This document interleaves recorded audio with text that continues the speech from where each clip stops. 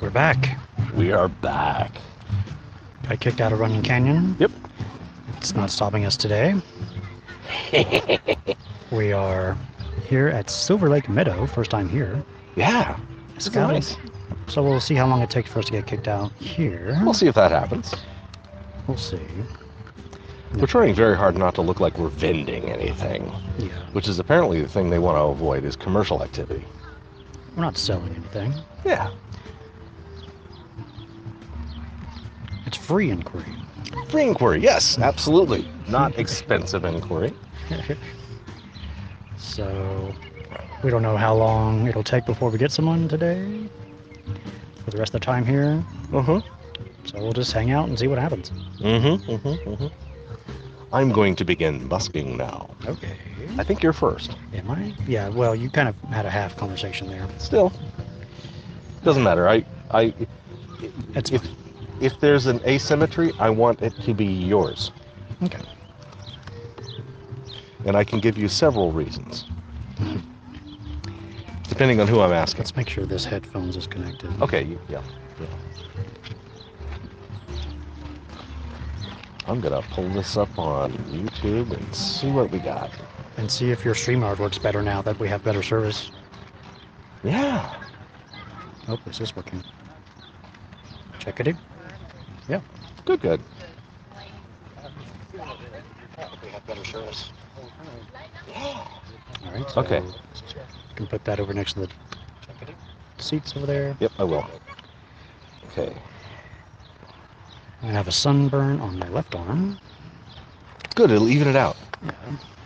Yeah, we're opposite the sun as where we were before. Yeah. Yeah. I'm gonna give away 3 PinePoints.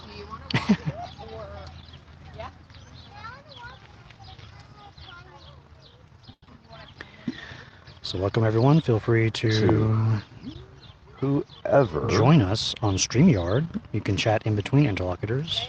I will post the StreamYard link in the chat. Clang. I'll also put that in the Discord. Yeah. Now, it's not that I officially have the option of giving away PinePoints, but I do have the option of giving people my own PinePoints. Yes. So, hello. Hi there. How's it going? So, there's a bunch of people here in the park. I guess I can show you around. Mm-hmm. Yeah, I've got 50% battery on my iPad. Yeah, that should be enough.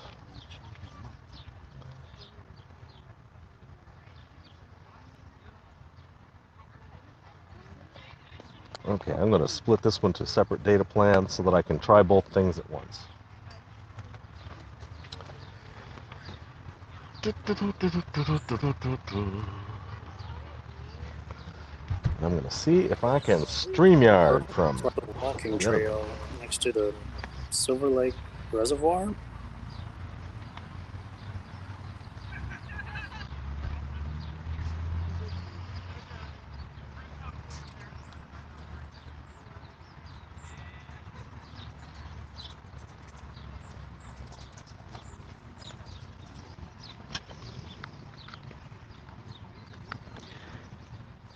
So the plan is we get some walkers. That's the hope. Not the zombie kind. Yeah, not that. We don't want the zombie type walkers. We want normal human type walkers.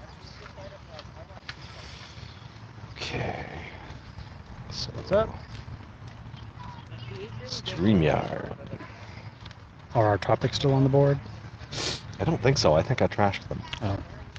We need new topics then. We need new topics. Suggest topics.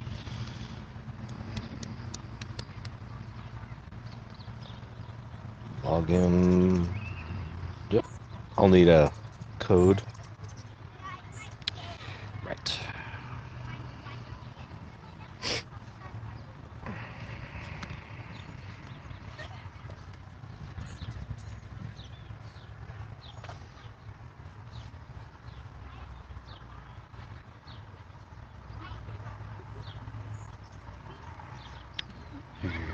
Thank you.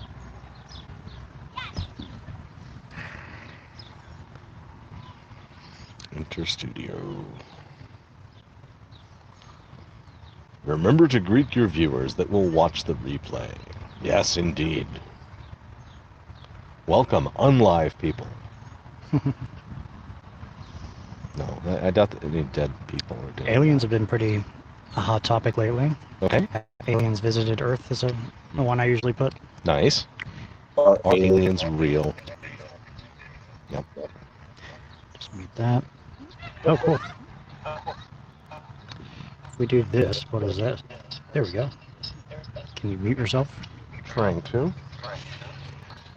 Okay, that's down.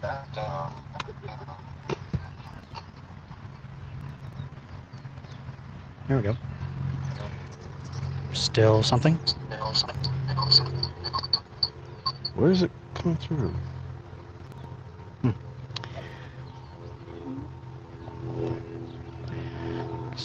Is it better now? Checking. Better? I don't hear it. Okay, good. So I must have muted everything enough.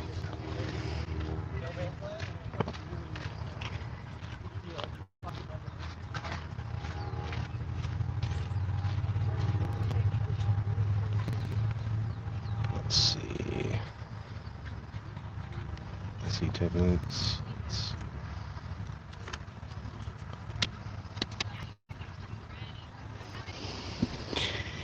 So, you pick one. Okay.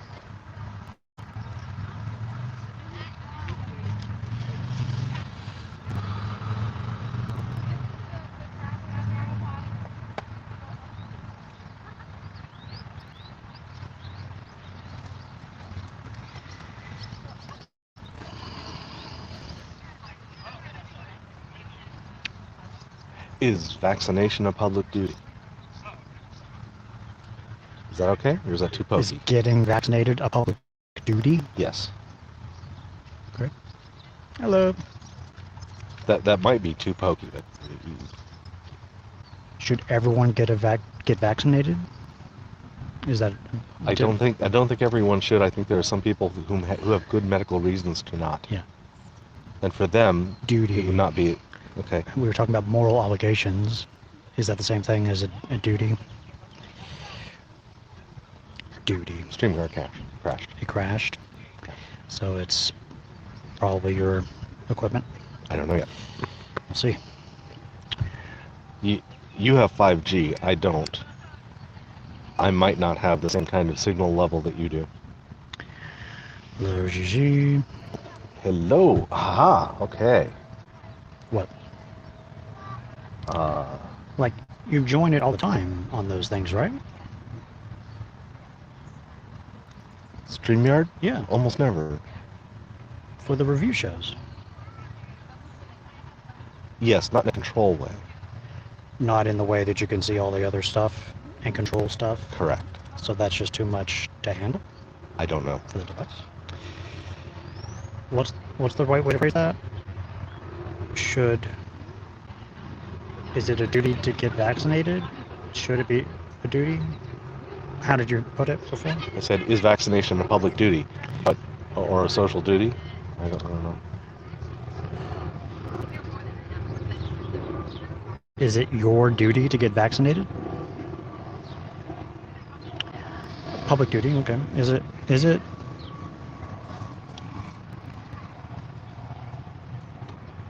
a public duty to get vaccinated? Or did you phrase it as a claim?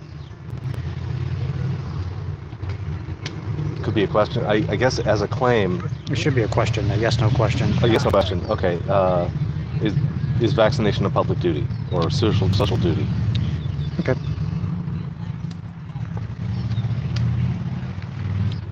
Sharpie is dying. I have one in a case that's in the car. I bet you have others in here. Oh, it's back. Okay.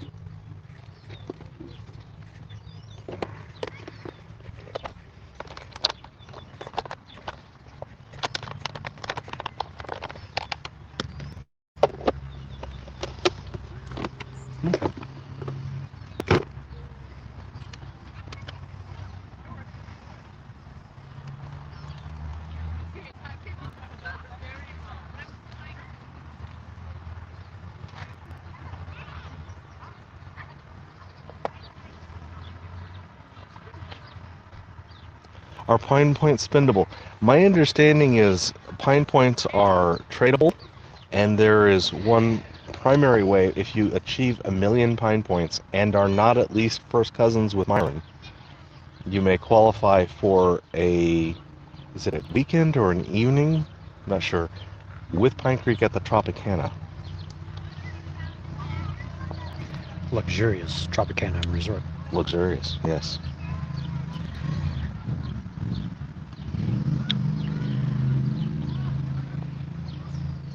All right, so my turn. Yes.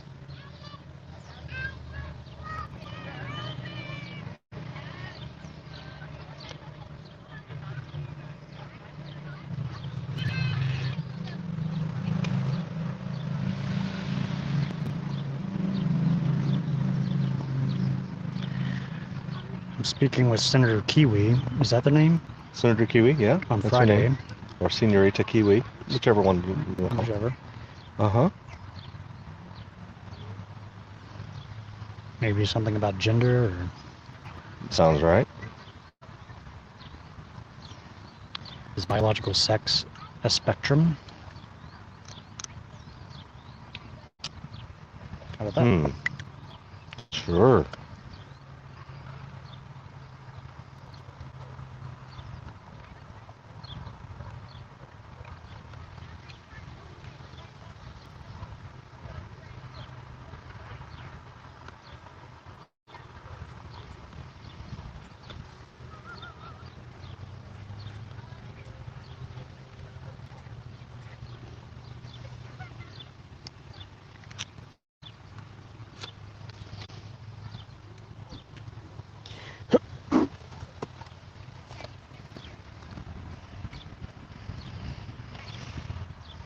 I actually had to look up what my balance was because it changed twice today, and so I wasn't sure what the number was. I like to keep that clear in my head. I probably should be making sure to update the Wichita office rather than just sort of batch it. But All right, your turn now. I turned out to Pick a topic. We have space for 4. We have space for 4.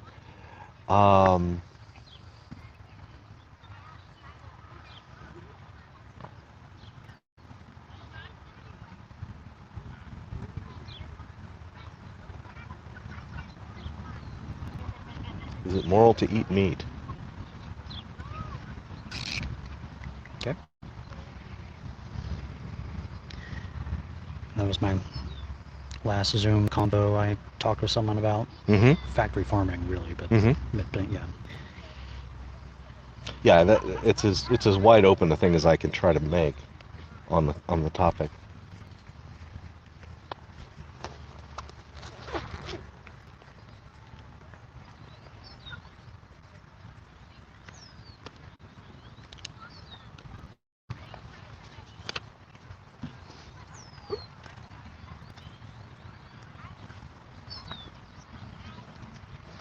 Okay, I'm going to busk.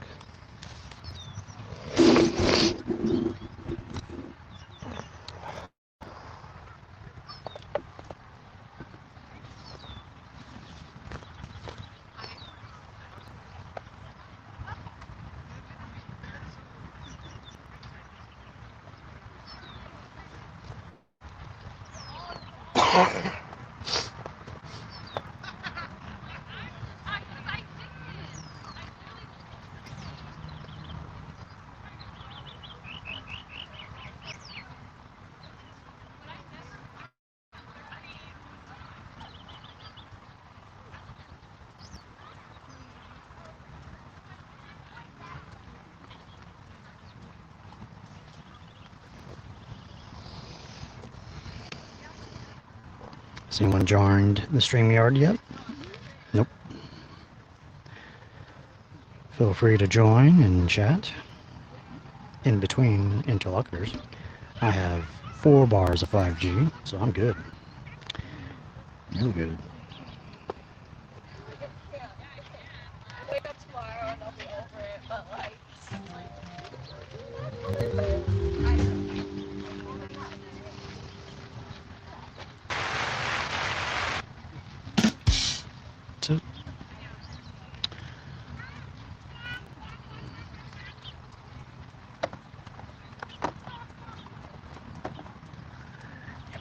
sun is a bit much.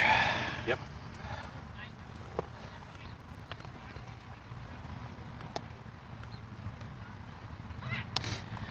I'll message Nathan to say we're back. Good, thank you. Actually, I think he saw in the he saw our setup in the production team chat, Okay. so he's probably aware. Okay. He's probably the third person watching. Cool.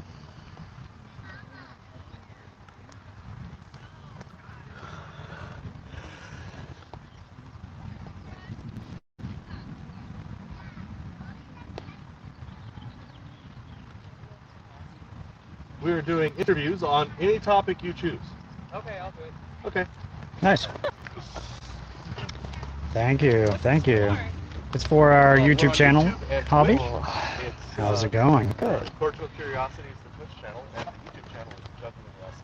Oh, is this live, huh? It is live Okay. on my YouTube channel. No, on my Twitch, his YouTube channel, and the Street Epistemology Periscope Twitter. Okay. Okay, yeah. Yeah. I'm really good at So my name is Reed. Nice to meet you. Nice to meet you. My name is Evan. Cool. Want to put on headphones? Sure. Okay. We're vaccinated, so Me as well. cool. Should be alright. What did you say your name was? Sorry. My name is Evan. Evan. E-V-A-N. Yes. Gotcha. There's a camera right here. Oh, sorry. If you want to listen in, feel free to give them headphones, Yep. or you could join the Twitch and listen in if you have headphones. Anyway, so did you see the topics on the board there? I Can you didn't grab the actually. topics, Dolly, Yes. and let him see those? Don't want to listen in? Okay, you got it. Ooh, we've got 6 people watching me right now. Okay. Yes.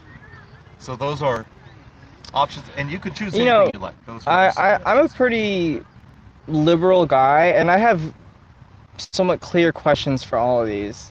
So I feel like it might be a short conversation. For example, Sure. have aliens visited Earth? Probably. Is vaccination a public duty? Yes. Is biological sex a spectrum? Yes, actually, yes. And then, is it moral to eat meat? No. And I eat meat, and I know it's immoral, which is unfortunate. Okay, Yeah. 2 of those I'm very interested in. Aliens or biological sex. Which one you want to talk about? Let's do biological sex. And the claim is Canceled. it's what? Well, it's Yeah. fine. So the claim is biological sex is a spectrum. Well, this is coming out my asshole, right? We can just think about it.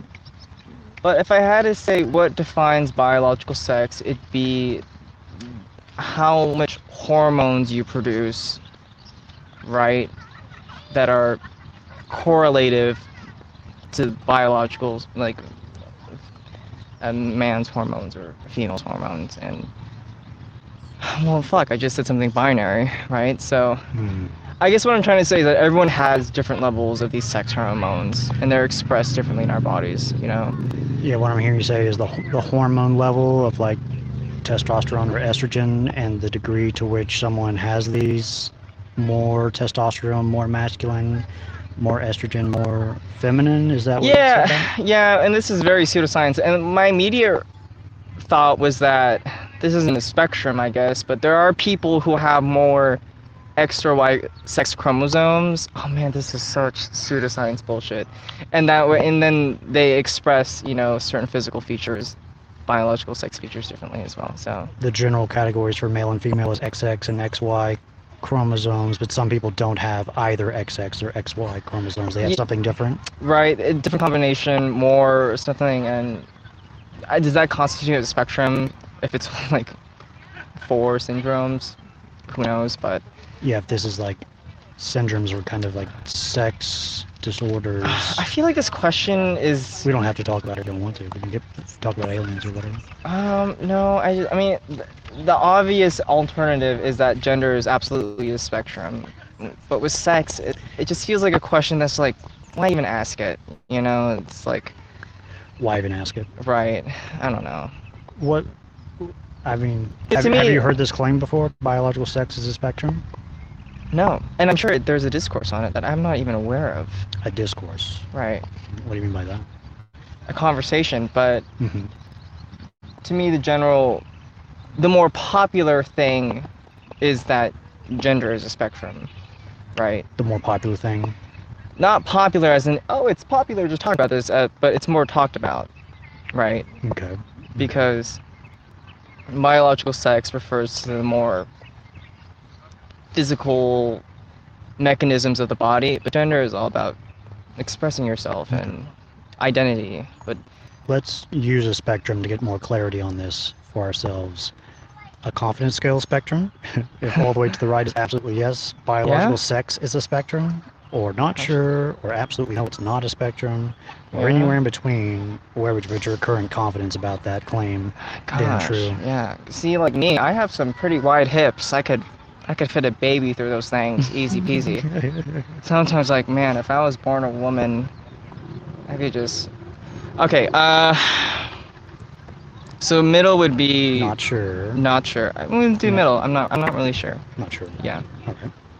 Cool. So, what's some good questions to ask ourselves about trying to figure out the truth of this claim that biological sex is a spectrum? Is it the way we define it? What is the best way to define biological sex, I guess? Man, I don't think I'm equipped to answer that, other than maybe asking why we're asking this question in the first place. You know, maybe that's the bigger question. But yeah, I don't want to seem like a fool too much on live Twitch. But It's cool. Like, I don't know too much about it either. It's just something I've heard. yeah, And, yeah. This is my first time hearing that. It's always about gender. Gender. Where I am, but for sex, my mind immediately goes to, well, yeah, there's female sex and male sex.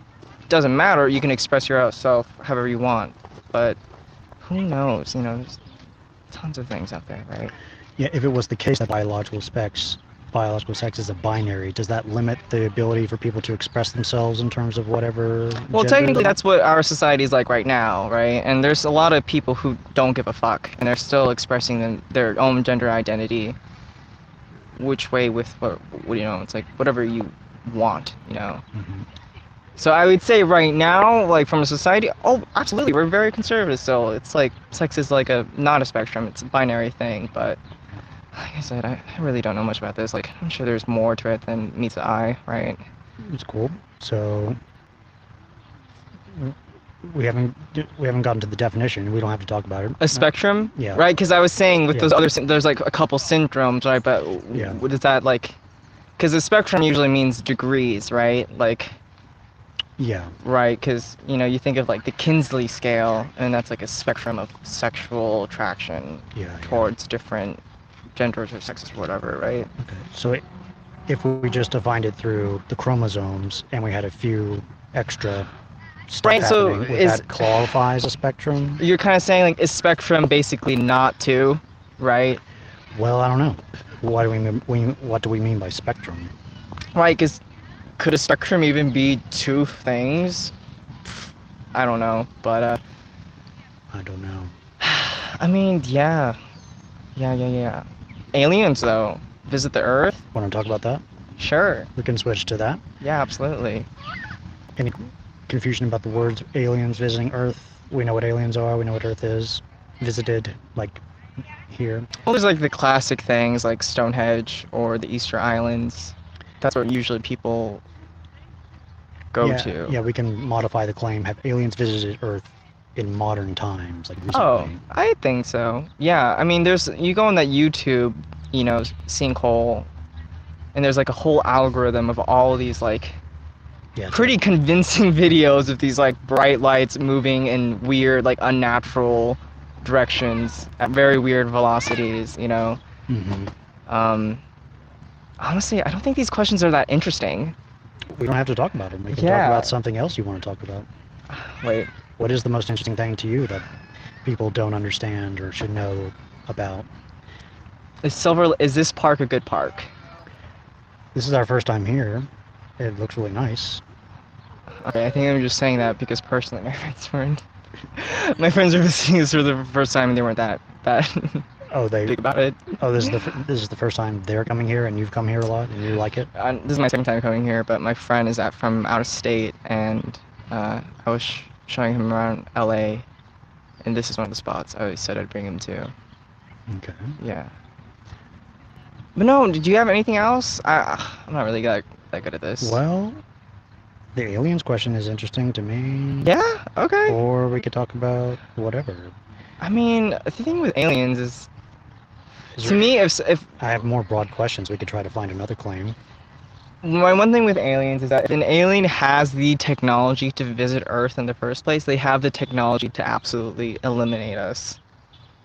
So it comes with an air of frighteningness. Like, okay, if you came here from light years away, then certainly you have the technology to destroy us. So you see these claims, you're like hoping these are just bored, stoned aliens. Like, hey, you want to go to Earth? Yeah, it's You likely kind of get dramatic and then leave. if aliens have visited Earth, they have really good technology, and part of that technology set is probably weapons of mass destruction, like to be able to destroy Earth. Right. Yeah. Because they're aliens with good technology. Yeah. It's like if you can see us, it's too late for us. That's what I had a fear of aliens growing up. So. Oh, really? Yeah, absolutely. Okay. Do you still fear aliens now? Not as much as I did when I was young, but when I was young it was bad. Huh. And do you think they've actually visited Earth in modern times? Yeah. I wouldn't be surprised. Just from thinking of like the thumbnails of YouTube videos I've seen and like the quick clips, it's just insane. The thumbnails of videos give you confidence that they're actually... Oh yeah, I'm that kind of guy. And I don't read. And the videos themselves. Yeah. How confident are you about aliens on the same scale? Well, I don't know. I mean, I guess I'd have to... Sorry, my friend. I think I have to go. Gotta go? Yeah. Okay, we can wrap it up there. Yeah. Thanks, Evan. Feel Thank free to take a you. little puzzle piece if you want. Yeah, a little absolutely. squishy puzzle piece. Cool. Nice, appreciate it. Yeah, And actually, I think the blue one. if you see us again, feel free to stop by and we'll talk about something else. Absolutely. Thank you. Thank you for having me. Thank you. Have a great day. All right, guys, I have to go. No worries. Thanks for talking. Thank you.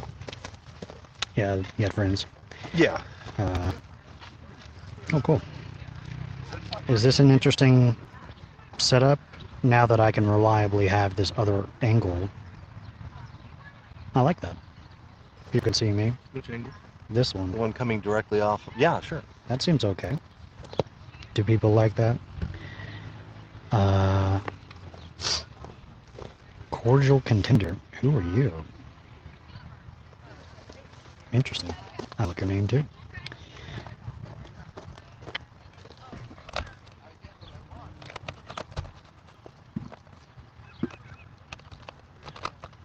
So...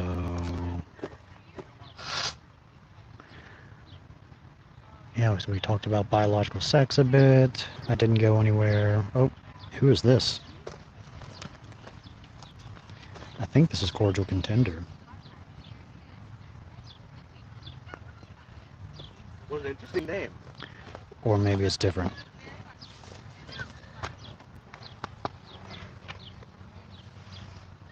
Cordial Contender. Or Elorun. Hello. Who are you? Hello.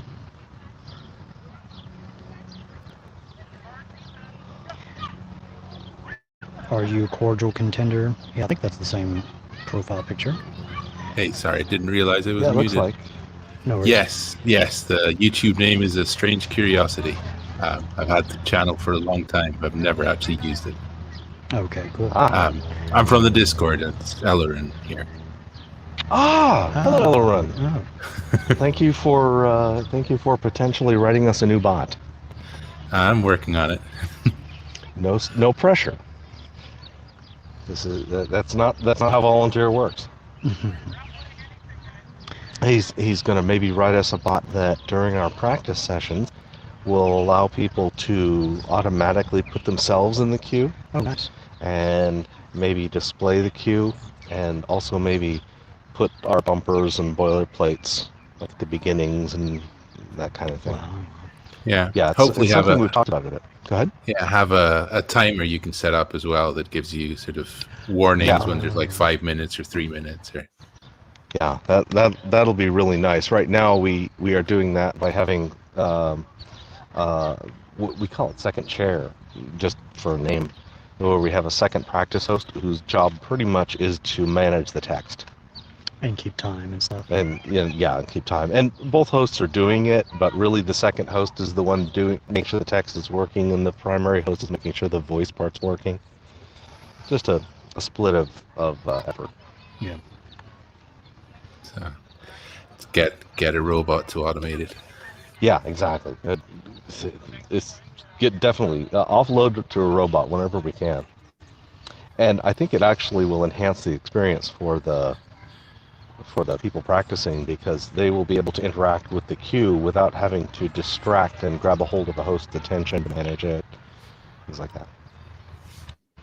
So that'll be lovely. I'm looking all forward to it. I'm going to busk. Okay. And you're next. Yep. You can have My that. water's really hot. And I'll just leave that there, because I'll want it for the time. Blah. Blah. Hot water. So, Elorun, who are you, and how long have you known about street epistemology? How long have you been in the Discord? Have we talked before? I don't think we've talked before, no. I have watched quite a few of your videos, though. Thanks. I've been in the Discord, a couple of years now? A bit more. Though I became more active, due to COVID, so not being able to leave the house kind of pushes you onto Discord. Yeah. But no, I'm a big fan. I'm a big fan of the Socratic method and meiotics, and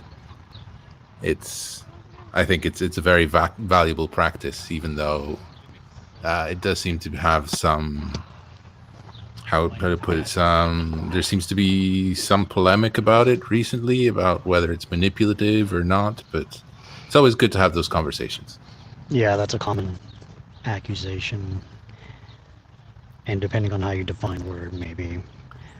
I'm writing, or I'm part of the SE course development process, and we're developing a module 2 for why do SE? Is that the title of it? I think so.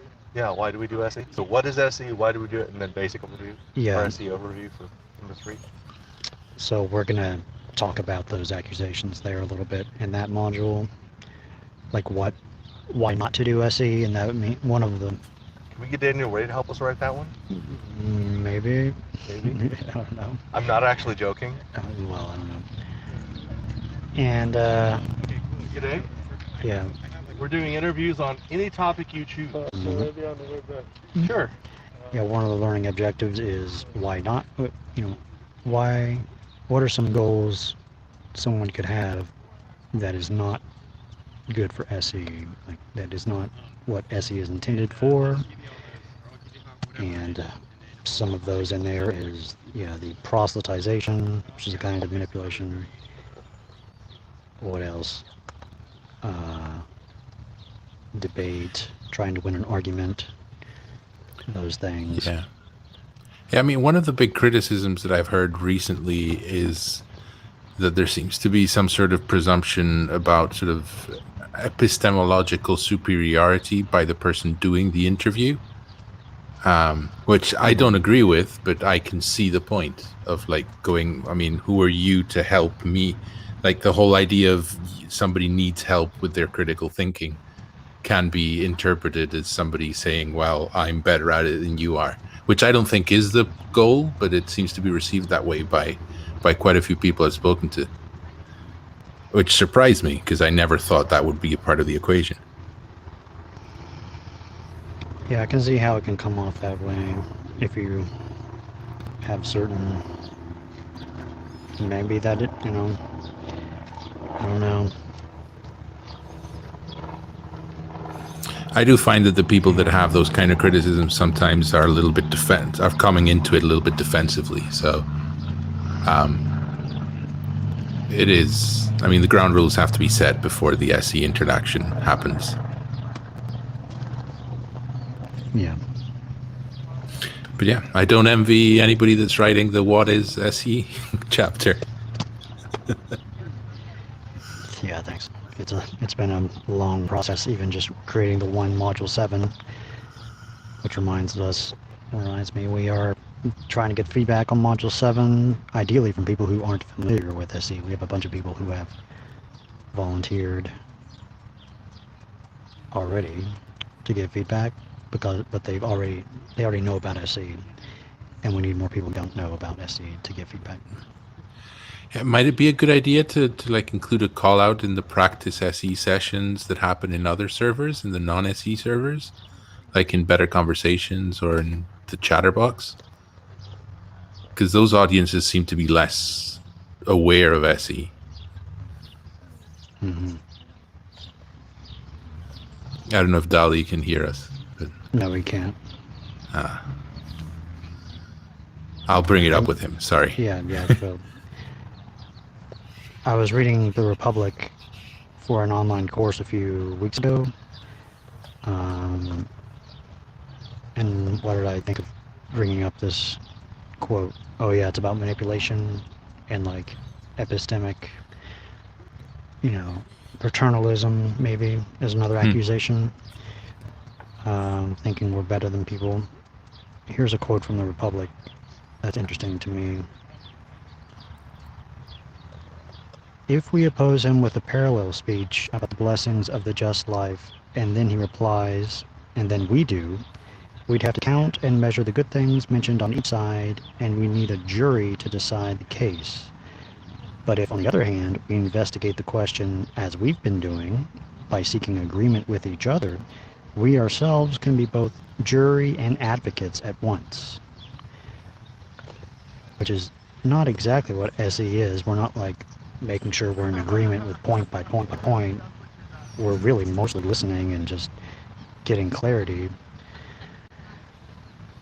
But if we just do that enough, and we keep an open mind to whatever they're saying, if we're honest and reasonable, we should be persuaded by whatever they say, if they have good reasons. And Yeah, I think focusing SE is a collaborative process is important. Like, it's not just one person doing the SE and the other person getting SE'd. It's like both of you exploring it together. Though one of them, like one brings the claim, the other brings the questions. Yeah, one person brings claims, the other person brings questions, and along with the questions, an open attitude and the value of curiosity. Yeah. Oh dear. My GoPro's messing up. Like, we have a set of attitudes and values when we're doing SE that should help ourselves be better aligned with what is the case and what people are saying, if what they're saying is valid and sound. But by me saying that, am I imposing the concepts of validity and soundness on whatever they're saying? Maybe. I don't know. Yeah, I mean, how far down the rabbit hole are you willing to go? Yeah, I don't want to just merely accept everything someone is saying to me on face value. That's not curious. That's just gullibility and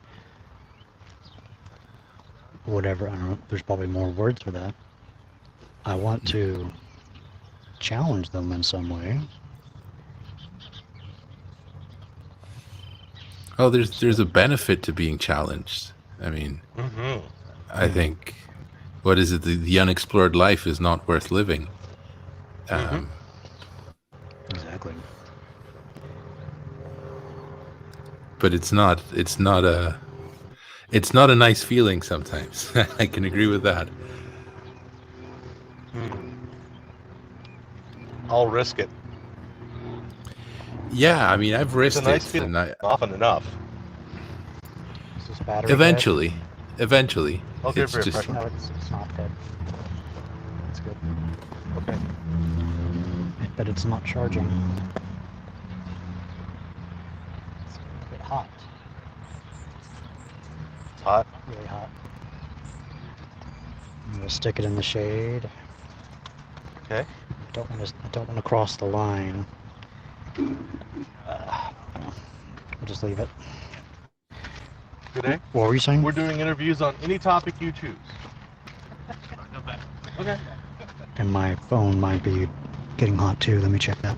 I think my phone died too. Oh my. Yeah, I noticed that GoPro, I just reset. It turned itself off. These two turned themselves off at almost the same time. Maybe it is the heat. Wow. In my back. Sometimes it is the heat, not the humidity. Yeah. Right. Good day.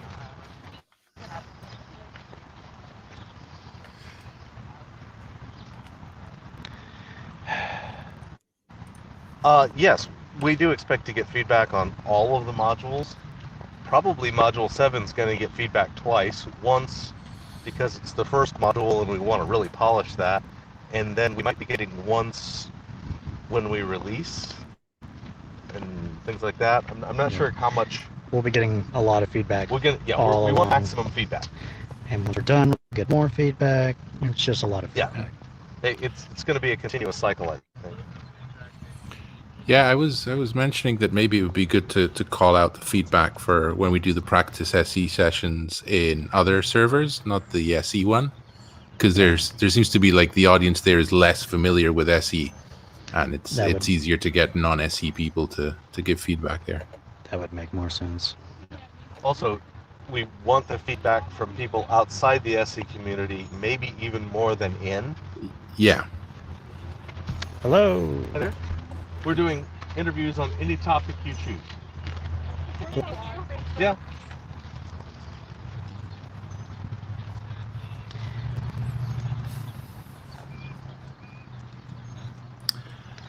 You guys should come over here to Ireland. We've barely cracked the low 50s yet, so I don't think anything's going to overheat anytime soon. Yeah, that would be fun to do a worldwide tour someday. I want to do a national tour. That'll be fun. A bus or something. A bus. Or an RV. Huh. Yeah. RV. Yeah. Well, it is the US, so something big, you know? Cybertruck. Cybertruck would work. That'd be fun. I really think, I don't know, the Model X doesn't sleep well, but I've heard that a Model S or a Model 3 or a Model Y do pretty well for sleeping in it. I slept in my mom's Model Y back early in the pandemic, maybe last April or maybe June, whenever it was delivered. There was like a way to get tested for COVID, but you had to like get there at midnight to get in line because it was such low testing options available at that time. And this was like a, get the result in a few hours type of test. Nice. PCR kind of thing or something. Yeah, so I got there with the Model Y. Well, before I left, I put a bunch of like bedding in there in the back, pillows and blankets, and I just slept in there with the camping mode. It worked out great. I've never actually seen a Tesla up, like, in real life. Hopefully someday. Okay. Okay.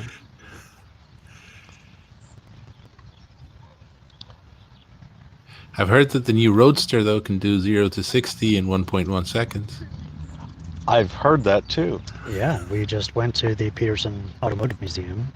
Yeah, on Sunday. On Sunday, and checked out the Roadster. It was there on display. I was this close to touching it. I didn't want to touch it. I would have gotten people upset at me. Is there a way to show? There's no way to show like anything on my screen or anything. You were that close to getting kicked out. Yes, I was this close to getting kicked out. Well, here I can find. I can do an overlay. There you go. As far as I can tell, I didn't attract any unnecessary attention. Yes, I'm sure you blended right in. as a fellow big bearded man, I know nobody ever looks at us. What's up? Good day. It's okay. You guys recording? Yeah. Sorry, you have It's not a problem. a bogey. It's fine.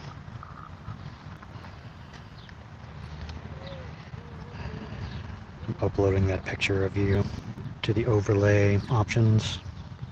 Oh yeah, I forgot. I have confidence scale overlays as well. That Oh, people yeah. can use. Oh yeah, here you go. Yeah, there's Dolly. Wow. It's pretty sweet. It does look like, yeah, it's like the future is yesterday, you know? Yeah. Oh, totally. And this one's without any of the SpaceX package. This one's just the prototype. It's only good for like 1.9 seconds at 0 to 60. Ah, wow. And it's a piker. It's a real, yeah, Wow. barely. Sure looks nice. Lots of really cool diffusers. The arrow is like, oh, cool. Yeah, that's what I wanted to do. Uh-huh. That's a nice overlay.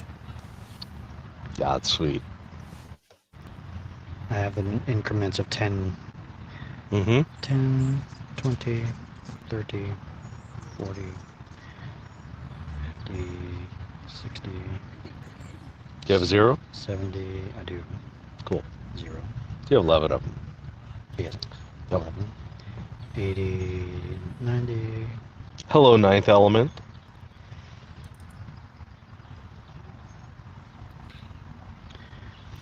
I think the traffic here is about a fifth of what we were at with Runyon. Yeah, definitely less. But the outside is a lot of traffic there. Yeah, maybe we should next time try for. I see some benches over there. Oh yeah. And some trees. Yeah. It seems like a decent option. We'll check it out later. Yeah.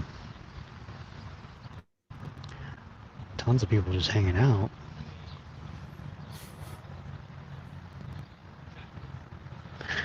Yeah, the long-range Cybertruck would be the completely lovely road tripper. It'd be amazing. 500 miles at a stretch. Drive all day and charge overnight.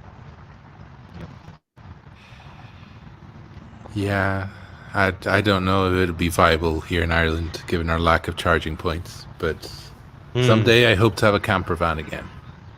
Good old Volkswagen. I used to have an old Volkswagen, not the 1970s model, but the 1980s, the T3, with like a pop-up top and everything. Oh, that was so much fun. Hello. This park is Silver Lake Reservoir. And Silver Lake Meadow Park. Uh-huh. Which is in the Silver Lake district of Los Angeles. Yeah. I think we're about, let's see,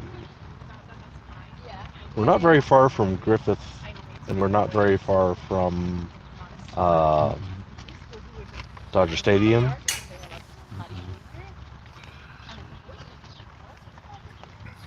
I only know downtown and Venice Beach. It's the only parts of LA I've ever went to. Mm-hmm. And You're Universal a lot closer Studios. to downtown than Venice Beach. Yeah, I went to LA, was it 2 years ago or 3 years ago for WonderCon?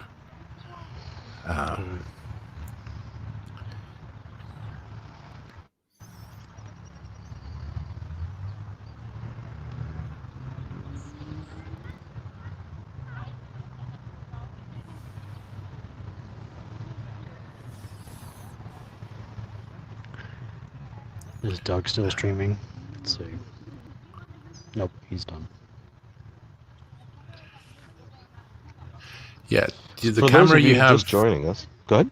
Sorry, the camera that Reed is pointing at him keeps on like going in and out, like the one in the middle of the table.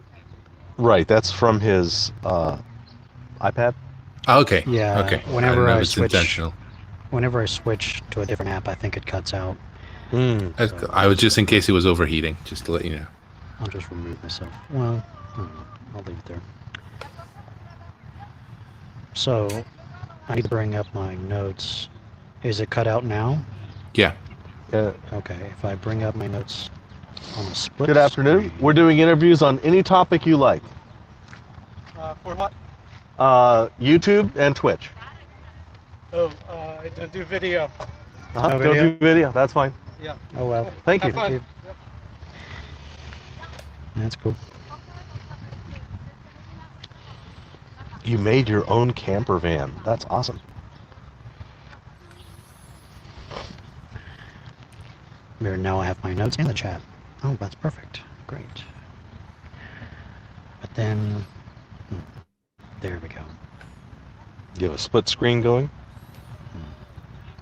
Yeah. Nice. Banners. Perfect. What are you using the Sennheiser, however that's pronounced, headphones? Yes. Or, These are Sennheisers. Yeah. Yeah, Sennheiser headphones, Zoom P4. I'm sorry. These are Sennheiser. This is Bose. Bose. This one's Bluetooth, so I can wander over there and not be connected. Yeah, I use the Sennheiser, the 280 Pros as well. But I recognize the shape. Yeah, they're really adequate, really good. I especially like them for isolation. Yeah, I use them a lot for recording audiobooks, and it's really good because it doesn't pick up, especially when I'm listening back or I have like background tracks going. The mic doesn't pick up anything, which is really nice. The only problem is they sound too well, like too good. So when I bought them, I had to like redo a lot of my old tracks because like all these little mouth sounds that you don't normally pick up, suddenly they were all over the place. Yep.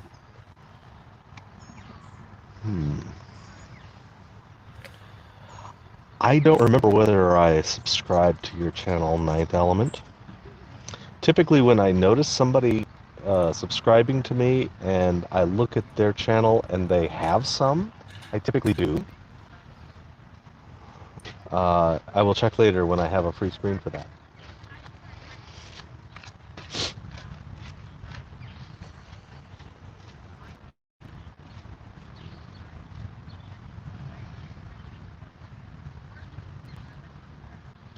Interesting that something about when you said, "Did you subscribe to my channel?" YouTube made me approve your message. Apparently, subscribe or channel is a naughty word.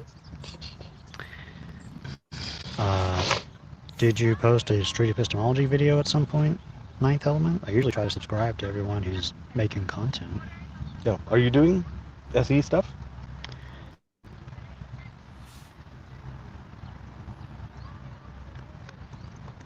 If so, we want to put you on the a couple of playlists. We have the monthly and the ongoing playlist about everything that we see that's SE out in the world. Ninth Element, he or she has 25,000 subscribers. Oh, Wow. Looks like they're... Oh! This was the lady we saw in Palm Springs. Isn't Ninth it? Element? Isn't it? Yeah, this is the Palm Springs lady. Ah, Yeah. I think I did. They probably think I'm trying to new good subs. Yeah, I remember her, yeah. yeah. You had the Honda Element in the woods and rescue and all that stuff. Yeah, Now I remember. Okay, great. yeah, sweet. So she subscribed to us, I guess. Or you. Yeah. And, cool. She just posted a video 3 days ago. 2 videos. Yeah, sweet. It's good to meet you again. Good stuff, good stuff. Couple hundred views per video. Some over thousands, many thousands. Wow. How many views overall? Just over 1 million views. Just happened. Congrats. Congratulations. Congratulations. You're way bigger on YouTube than I am. I think I'm like 880,000 views. I think Doug is like 3 million views. I bet. Doug has engagement off the charts. So good. What's Anthony's views? I bet that's going to be way over 1 million. 6.4 million. Yeah. Nice. That's a heck of a multiplier over their subscriber count. He's about 60K. So that's 100x over the subscriber. Let's see what That's yours pretty is. good. You're at 13,000, nearly 14,000. What am I again? Let's see. 890,000 views. Yeah, I really enjoyed our conversation too. Comparing views and followers is a losing game. Street Epistemology is 41,000. If it were a competition, I suppose so. I'm very interested in how much reach someone has. That seems to be a goal marker for people. It isn't for me, strangely enough. I'm not that concerned about it, but maybe I should be, and maybe you'll convince me that I should be at some point. Watch time is a Yeah. good metric. If you have a Patreon, you know, the amount of people who pledge, that's a good metric for support.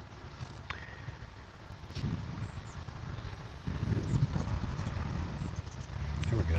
Getting some. Yeah, I got a bit obsessed with Instagram followers and stuff a few years ago and decided that it wasn't for me. Chasing follows and likes is not good for my mental health. For sure. Yeah.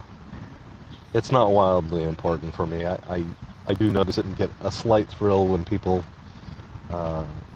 subscribe and communicate with me on this thing.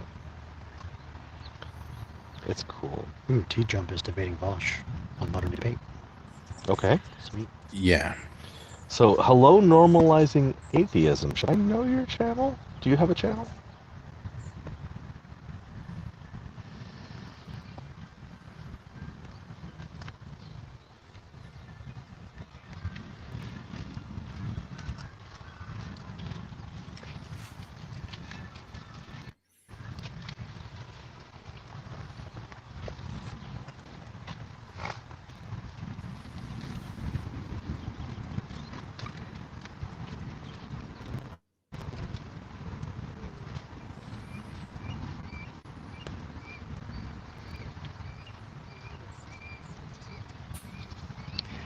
Almost getting to the shade of the tree.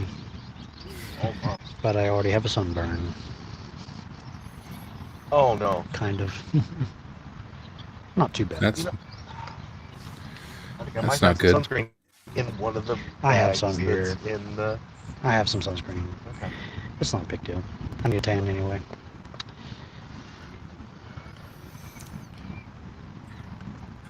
yeah. Sunburns don't tan. Oh, do they not? Oh. Mine do.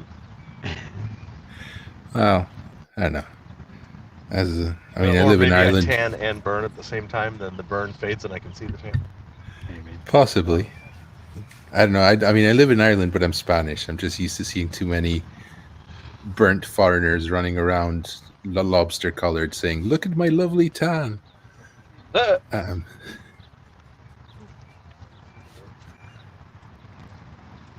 In Ireland, it sneaks up on you. In Ireland, you get sunburnt immediately. It's also because you don't get any sun during the whole year, and then suddenly the sun comes out, and you're like, "Yay! I'm going to sit in it for 4 hours." That'll do it. That's how that's done. I also Yeah. do boats. And on boats, the sun bounces up off the water. And you Yeah. get sunburn in your unsunburned parts. It's kind of weird. Yeah, It's sun from angles where the sun usually doesn't shine. yeah. My worst sunburn in my life was on a boat. I was We're doing doing interviews on any topic you choose. I have a question. Yes. On a Magnolia Tree, Yes. when you see one straight up, it looks like a taper. Okay. That, We're gonna show you a picture. Okay. And Those then are the you, white flowers, By the way, there's a right? camera right there, and we are. Okay, I see it. okay, so it does.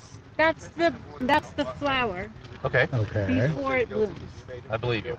There's the bloom, There's the bloom. That's pretty. right? Okay. But there's also that. Okay. Does that become that?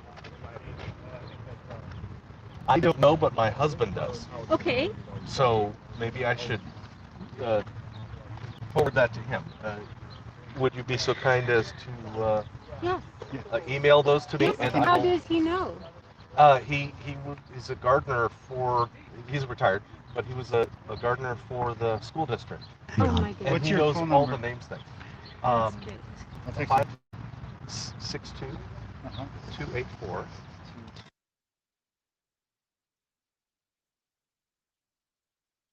Not worried about it. I'm not worried about being doxxed for my phone. I muted it anyway. Thanks.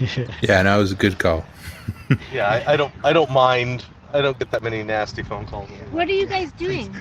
We're doing interviews on any topic you like, and we are currently live streaming through that camera right there to YouTube and Twitch.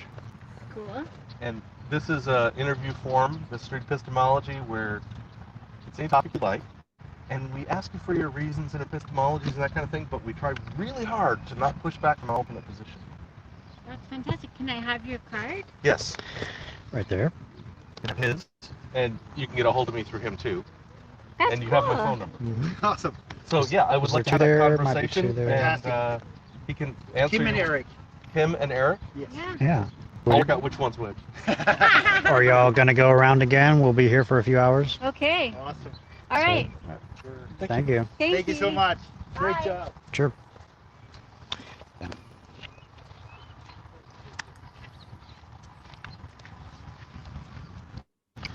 Sometimes those batteries can't put out as much power as all the taps can take. And I'm This is- wondering if it's... This is fine, but Yeah, my I app- bet that P4 hardly pulls any yeah, power. my iPad does go down consistently. Okay, let me grab you a separate battery. What about this one? I wonder if I can pull from here. Sure, but how about you keep your own? Because I have a crap ton of batteries. Well, I don't want too many batteries on here.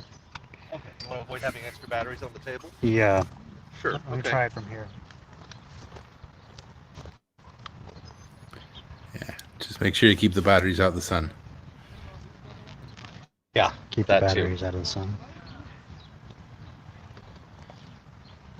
It is cooling down, so that should be better. This is staying at 34, Okay, so I think it's charging. that's a good sign. How about this one? I'm not sure I can tell.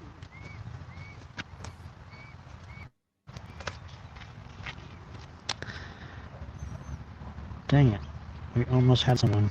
This one is running, but it does not appear to be gaining on the battery. Okay. Oh, Veritasium. Yeah. Yeah, I think was it Tom Scott also did one on one of his viral videos. The conclusion was the same. You just have no idea. We're Right. at the whim of the algorithm gods. Now there's in the shade. That might Oh. be better. That's good.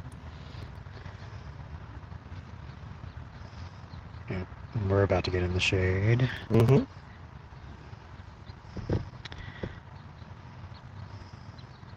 And did you push it back to like 8 o'clock or something? I have attempted to, and I haven't gotten a ping back. Okay. Well, we'll go to 6:30 and see what happens. Okay. If I haven't gotten a ping back at 6:30, I'd like to move just to not have her waiting around going, Yeah.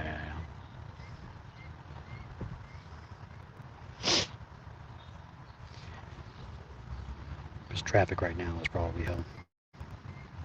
yeah, probably.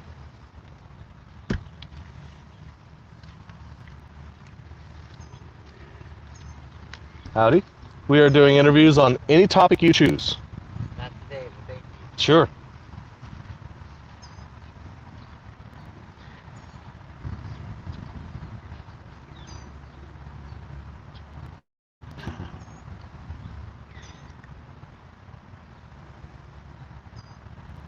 Yeah, we should just flap our lips with our fingers and hope the algorithm catches us.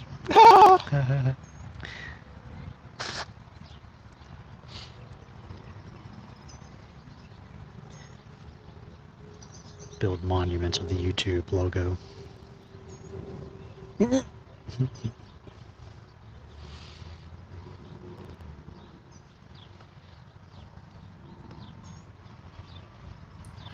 Yeah, just wait until the algorithm becomes sentient and decides it doesn't like yes men.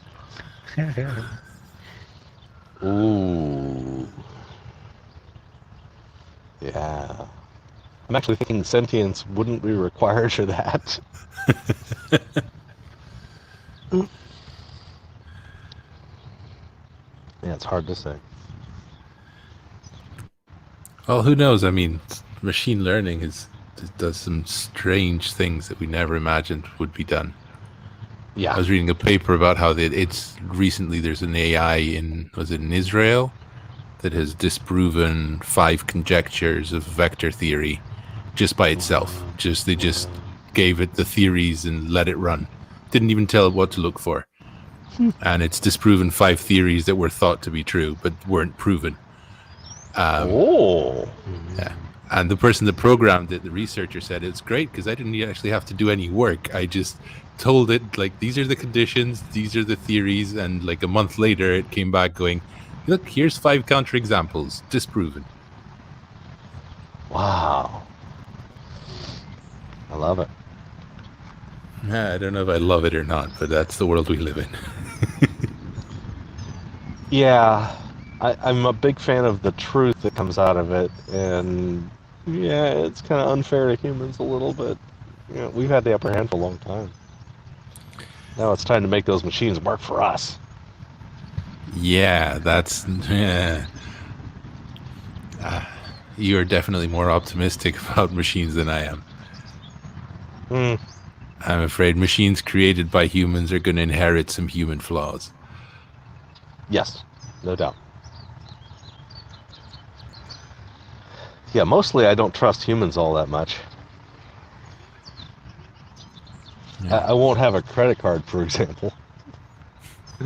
I know too much about computer security. Yeah, I have a credit card, but only because it's needed for some stuff. But I don't use it, and I always pay. If I do use it, I pay it every month. I do not like debt. I'm happy being poor and debt-free.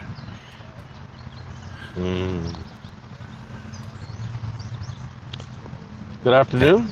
We're doing interviews on any topic you like.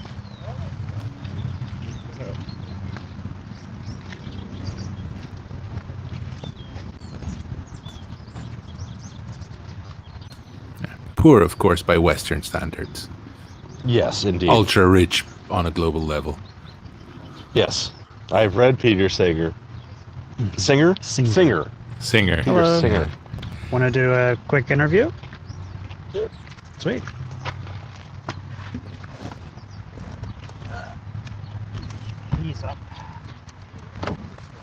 What are we talking about? Anything you choose. Oh my goodness. Yeah, it's wide open. Any topic you like. Wow, let's see what to talk about. Ooh, I don't like having my headphones on. Can I take them off? Yeah. Okay. Yeah, that's okay. Ideally, it's something that you think is true about the world or maybe should be true about the world. I'm okay for moral or normative claims. Okay. Let's see. Did you ever hear that thing about where if you could live your life backwards, you start out, you wouldn't feel so good, but you feel better every day. And then eventually somebody would like give you a gold watch and you're like, this is nice. And then you work a few years and great number of years and you feel better and better as you get younger. But poorer and poorer? Well, maybe, but by the time you're born, I mean, by the time you die, you're an orgasm. So I mean, so you just gets better, and you go out with a real bang, you know. I don't know why that comes to my thoughts. It sounds like a Benjamin Button movie. Yeah, it kind of does, doesn't it? Yeah. Didn't think about that. See, I'm a musician. And a conductor. I teach college music. And I do a little bit of work, like sort of consultant work for the Grammy Awards. I look over applications for funding and that kind of thing, and I get a lot of ideas from that. And just before the pandemic, it was like 3 weeks of school, and I was thinking, what am I going to do with these students? What am I going to do with choir students? I have no idea. I was just panicked. And I heard this, I do college music choirs and voice. I used to. Yeah. I used to be in a choir. Oh, really? Glendale College Choir. Oh, wonderful. Yeah. They have a great program. As you can imagine. A bass. A bass. Yes. Love that. But anyway. Fellow bass. Yes. So I was so panicked thinking, what the hell am I going to do with these college kids for a year? I mean, I just don't even know. So this woman came on with her... You mean during pandemic, is that what you're talking about? Yeah, this like we did the emergency, like a year ago now, we were just finishing up the emergency special, like, okay, we'll do videos, you know? Okay. And so we just did. And came out of the shock and thought, okay, what do you really do to teach? And so this woman, I was watching this woman's application for the Grammy Awards for their Grammy Educator of the Year, and she said, choirs are not what choirs were before the pandemic. We can't be in the same room with each other. Right. We can't be in the same room with the audience, and the audience can't be in the same room with each other either. Right. So she said, so I got my kids songwriting and working on improvisation, and they were junior high and completely uninhibited. Wow. So they're all up there in their little Brady Bunch square doing their thing, and so I thought, that's it, that's the answer. So I decided with these college choirs I was going to do songwriting, improvisation, vocal technique, sight reading, and a little bit of arranging. So I had them start writing songs collectively. So I had 30 people contributing to one song. And I had said, I thought about it over the summer, you know, just jogging, thinking, you know, and I said to the students in the fall, why don't we do something? The frontline workers have been thanked to death. I mean, we appreciate them, but it's been done. Yeah. So why don't we do something for the shut-ins? Like, you're in our hearts now, but soon you'll be in our arms, and that kind of thing. And they were open to it. And then I was out jogging again, and I heard RuPaul on a podcast, and he said, I don't know where he got the statistic, but he said that with the big election coming up last fall, he said less than 6% of 18-year-olds who had graduated from high school, who just had a year of government class, vote in primary elections. And he said, I don't know what that's about. He said, maybe it's just not. Yeah, he said, maybe it's not maybe it's just not you got to advertise it on Tinder or Grindr or something, you know? Maybe. Yeah, sure. And he said, but I guess voting is just not a sexy thing. And I thought, there it is. So I went back to the students. I said, what if we write a song to encourage young people to vote, and we say, voting is a sexy thing, and they're like, we're on it. So the ideas were coming really, really fast, and so they, you know, if you let me see you sticker, then tonight we can hang, because voting is a sexy thing. I mean, it was real clever. Oh, I like it. So we got it to RuPaul after we recorded it, and he liked it so much that he gave us this 20-second, like a public service announcement to put in the middle. Okay. So we embedded that and sent it out. I mean, we got like, you know, 3,600 hits in a number of days, and then the election happened. That was kind of the end of it. But the product was good. But I don't know your name. I'm Dolly. Dolly. And yours, name? Glen. Glen. Nice to meet you. Cool. Dolly, the thing is that it's they were so gracious with one another about taking in each other's ideas and being really warm and accepting of each other, just gracious and kind. And the process was, I mean, the musical product was good, and the videos were fun. They were entertaining and great. But the process was so successful that 30 people could collaborate on one piece of music for about 3 weeks all together and just keep throwing in ideas, and everybody's receptive and kind. So the second one they did was a song I've always wanted to write, and it's called What Color Ribbon Shall I Wear? Also about the support ribbons people wear. Sure. So I'd always thought about that from the perspective of somebody who goes out the door and they grab their keys and their phone and their wallet and their glasses, and they open this door and they go, who needs my love the most today? Because there's 18 ribbons and they're different colors. Right. So they wrote this song called What Color Ribbon Shall I Wear? And it was so poignant. Like this same group of people who were saying like, okay, let's write about the poles. Yeah, pole dancing, that's sexy. Let's dance in the poles and sing in the stalls. And they had these great ideas. Dancing at the pole dancing. It was voting. Oh, gosh. So they made it really, really sexy in the voting thing. And And that same group of people who wrote about, in one song, like 4 sentences each, they describe these different couples of people that are affected by these ribbons, sort of. Yes. So one was a woman with her son who was having HIV, AIDS complications. Okay. One was a woman whose husband had Alzheimer's. Okay. One was a guy whose sister had cancer. And one was, what was the last one? A guy whose girlfriend is suicidally depressed. Okay. So in one song, they address those 4 things with the beautiful images of the people, the relationship with the ribbons. And each of those are different color ribbons. Yeah. Yeah. So the one that they wrote for the older couple with the man with Alzheimer's, it was the woman's name is Rose, and it says Rose wears lilac, which is the color of the ribbon. Okay. Rose wears lilac, hoping that he'll never change. Praying Henry won't forget his Rose's name. The atrophy of mind may leave her face behind. The symphony of love remains the same. I mean, they wrote these beautiful, poignant lyrics. Wow. So, so the next one they wrote was about recycling, and that's being finished tonight, video editing. And that was like the Pointer Sisters meet the Muppets and talk about recycling. It's so much fun. Oh, wow. So they did important things, while they were on pandemic leave together and knowing each other's, stories a little bit more. And I had one class that, the spring semester was just a shit fest last year. It was just get through it. Like I had to learn to teach online. I'd never taught online. Yeah.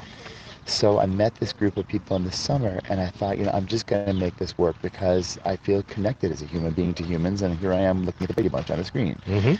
So I would ask, every time I'd ask a question in music theory class, like for example, I'd say, I have a dry erase board with me, and the computer's on the grand piano and point at me in the dry erase board. And Okay. so I say, what's this answer? And somebody would tell me something, and I say, good, that's great. I say, tell me 2 things we don't know about you, and I'd be writing it on the board. Okay. And so they started out initially with just things like, well, I'm the 8th child in my family, and I was born in Hawaii. And you're like, okay. And I just kept asking, and so after a while, and so when they come on every morning, I'd say, good morning, Robert. Good morning, Sandy. Good morning, Jesus. Jesus, can you come on with your camera? Thank you. Good morning, sir. So I just kept insisting. So they're like, okay, fuck it. He's going to do it anyway. So they just come on. So it's 100% all the time. Okay. Not looking at names unless somebody's camera is broken. Right. And so I asked them things about themselves, and they tell me a couple things. And then after a while, they ran out of things to say. Because they just told me all the things about themselves. So just as far as they no longer had a list of unique things about themselves that they wanted to make public? They had to go in a little further. Okay. So this one young man said, well, I'm 16, I'm a high school student, and I'm taking college courses, and I'm on the I'm on the autism spectrum. Okay. And this other man, it was like a little silence, and I was like, okay, I'm writing on the board thinking, how am I going to react to that? And this other man in the class said, well, thank you so much for sharing that with us. Yeah. And then he said, my wife had a baby 2 days ago. And everybody said, oh, boy or girl. So then after a while, I'd get on there at 8 o'clock in the morning, and they'd already been on there for 15 minutes with their coffee and their toast, sharing their stories and what was going on with them. Excellent. So there can be connectivity online, but it depends how you approach it, I think. Yeah. Somebody might say, I'm an introvert. I'm an introvert and I don't like talking about myself. And you can say, that's 2 things, There you go. But mostly it wasn't. I think they were really... He's an introvert. Oh, yeah, very much. I'm an introvert. Yeah, it's my husband. Yeah, hello. And I was actually pointing at my partner Reed over there. Oh, so is mine. My husband Robert says these are the 2. Hello there. Introvert, they're not talking to each other. And I don't mean that we are partnered here. That is not my husband. Oh, okay. My husband and my 2 wives are not here right now. Okay. He is my partner in this process. Oh, is he listening to us now? Yes. Yeah, baby. Come on now. Oh, yeah. Are you listening to us? Yeah. Come on now. Ooh, nice. So what is this about? I mean, so this is straight epistemology. It's what is epistemology? Epistemology is the study of how we come to know things. Okay. What reasons do we use? What methods do we use to test? What authorities do we trust? Okay.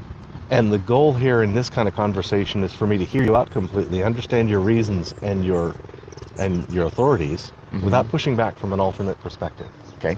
And then if you want to, we can swap roles, and which turns out to be sort of like the long form of normal dialogue. The traditional way, the normal way that people do it ends up in debate, where we're both trying to convince each other to each other's position. Okay. And that is defensive and messed up and fucked up all sorts of ways. Okay. So it's a means of communication where we take turns convincing each other, if that's important. Okay. In this situation, it's not important that I have any turn to convince you of anything. So is this like a social science experiment, or is it? Kind of. It's not that we're collecting data. It's more like we're teaching a method. So what we're doing here is live stream and creating a library of examples and learning from it and feeding back with each other. And the 11 people here are feeding back questions and they'll tell me when I do it wrong. And What, really? Oh yeah, totally. They will call me on direct messaging, which is like if I were to bring a message into the thing that was trying to convince you of an alternate thing. Oh, interesting. That they would call me on it. They would just say, "Hey, you did this, you did that," the other thing. Really? Yeah. I always think of a conversation like if you're. I heard this thing about couples that sustain long relationships, married or whatever, and that there was a big long study of couples over 20 years or something. Yeah. And the ones that stayed together, the thing they had in common was that they each took interest in the other one's things, like really interest. So like where some couple might normally say, "Oh look, honey, a blue jay," and they say, "That's nice, dear." And so the other situation would be, "Well, honey, there's a blue jay," and they go, "Oh really? Do you think it's a male or female? Do you think they have a nest in our tree?" To sort of invest in the other person's interest, and that was more than sexuality, more than romance, more than all these things. That was the thing that sustained these couples into long relationships. Someplace I heard. In my family, I resonate with that. Do you? That makes sense. And it works the best when we are interested in things in common and pay attention to those things in common. And of course, we have some things with each other where no, we're just totally not interested. And so that's okay. So you said you have a husband and 2 wives? Yeah, we're a poly family. Wow, it's a poly family. Yeah. I always think of like throuple as like the top of that would be, but it could be any number. Yeah, and you number more than 2. Yeah. Yeah. Otherwise, it's not poly, but no, it's fine. Oh, interesting. Not dissing binary relationships. That's fine. No, and the binary thing is confusing to me. Which as a gay man is weird to say, but like I want to understand it. And so Robert, my husband, he's like, oh, okay, it's easy for him to just get it. And so I have I have 3 students this year that identified as non-binary to me. I've never had anybody identify that way. Non-binary gender? They just say non-binary. I think they're referring to gender. I guess not so. poly. Right. Oh no. But I'm sorry. That's okay. I think you said the word binary, and that's what took me. Yeah, I'm thinking. I think of the ordinary monogamous relationship as a 2. Binary that way. Binary relationship. And I don't mean the gender thing. And I'm very open to whatever gender somebody says they are. Yeah, my ears went off in a different direction. Yeah, that's okay. Okay. Yeah, I'm messing with jargon. That's okay. We don't have enough pronouns anyway. It's just not working. Right. And we need some different ones. So. Yeah, I fail down to they really often. Well, they and them sound so plural. It's. Yeah, it could be. Anyway. It could be. The example I like is some student left their wallet in class, and I don't want to tell you any information that I know from reading their wallet. If somebody's missing their wallet, would you please tell them to come see me? I don't know their gender, or at least I'm trying not to tell you their gender. It's an example of using them in a singular. Yeah, true. Yeah. Anyway, that's true. Direct messaging. Anyway. Well, we should get. Yeah, so they're asking, what was your claim? And I don't think you had one. I think you were. Yeah, usually you make a claim about the world, and then I ask you for reasons about the claim, and you've told me several things. Like your experience with teaching in this particular group. I have a question for my own selfish want. I'm also in a collaborative writing process in the moment that includes about 15 of my closest friends. Interesting. I get it. And it's not music. Yep. It's actually a course teaching this subject. Please tell me what I need to know. How can I best collaborate with people in a collaborative writing? And does it fit collaborative songwriting versus collaborative instructional teaching? every time somebody give me an idea, I could expect certain answers from some people with the contributions to the writing. Okay. Some of them I knew they were going to be sharp and get typing, and I shared my screen, and they all watched me just type their ideas. And sometimes somebody would give me something that I would think, there's no way to run with that. That's a weird number of syllables, and it doesn't belong in a song. And I'd say, good, let me write that down, no matter what. Okay, so even if it doesn't fit, write it down anyway. I said, great, let me write that down. Just Okay. type it in. It would go. Made a big long list, and as the ideas we thought were stronger, they made their way to the top of the page, and the other ideas shifted down. Okay. And I said, let's just take a look at what we did today. This is good. It's all good. Because Okay. they may have the idea that and not be able to put it in words, and somebody else comes along and makes poetry out of it. Yeah. So Yeah. I think that was. I think in a collaborative process, you just take everything down. That's why I think everybody feels honored. Yeah. You know, and I think if there's a neutral moderator, that helps. Yeah, we're because this street epistemology thing ends up having us play a neutral side Mm-hmm. in almost every conversation. We are so good at neutral. Any one of us can go Vulcan. Yeah. The drop of a hat. It's so good. Interesting. It's so good. I'm pointing at one person here, abstract activist, who did kind of what you're saying in taking our SE thing and adding a whole new wrinkle to it. In his practice, he doesn't ask for a claim.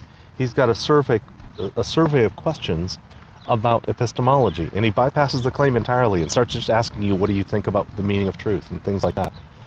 And it works pretty much just as well. It takes longer, and it gets deeper. What was the first thing you asked me? I was asking you to tell me something you think is true about the world or should be. And you did. Love rules. Love rules. Absolutely cool. That's mine. Love rules. Yeah. Please tell me what love means. Now I'm going into the process. I always say love was some people call God. Okay. You know. Some people call love God. Yeah. Uh-huh. I mean, I identify as Presbyterian, but Okay.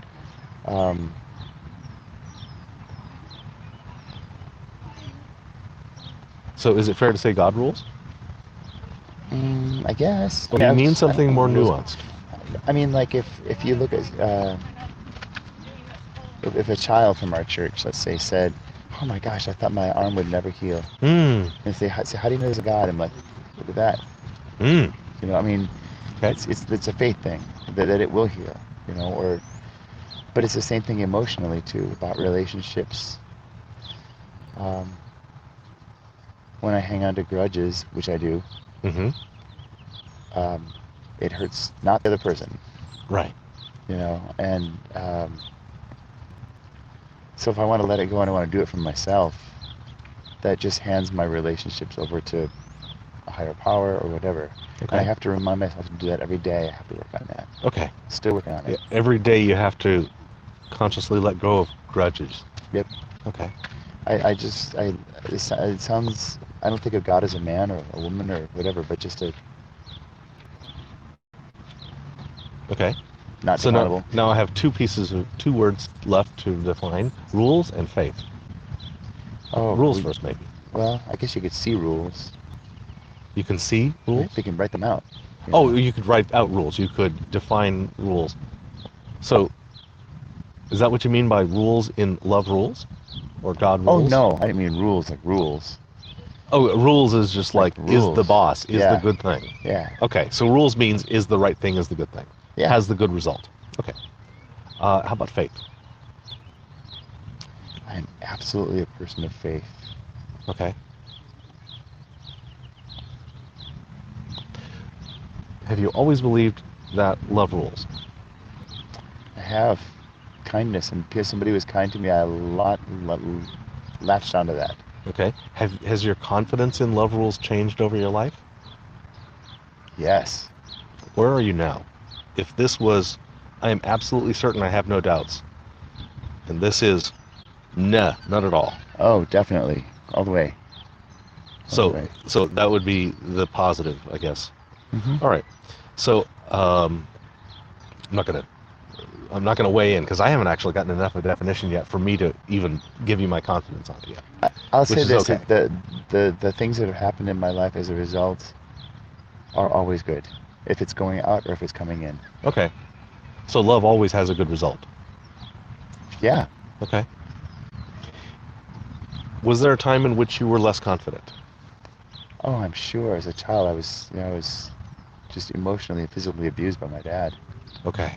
Yeah. Yeah. Yeah. I can relate. Mother in this case, but yes. Yep. What was the thing, let's say you were, as a child, somewhere less than 100, and you got to 100. What did you learn that pushed you there? I moved to California. Okay. That makes a big difference from Michigan. I bet. And I would say it is making a city of strangers into a family of friends. Mhm. Like my family's here. My other people I'm related to live on the other coast, but Yeah. Yeah, my family is my chosen family. My biological family I'm pretty distant with these days. I'm not, but You're not? I care about them very much. Yeah. Yeah.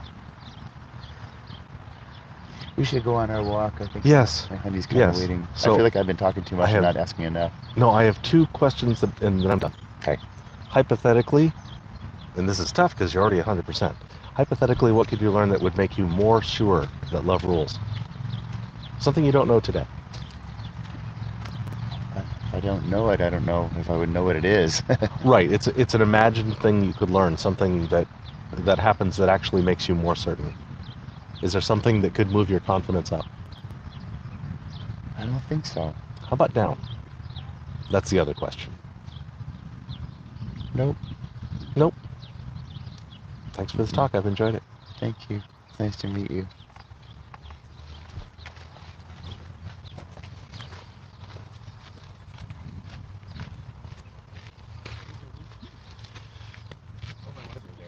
Sure.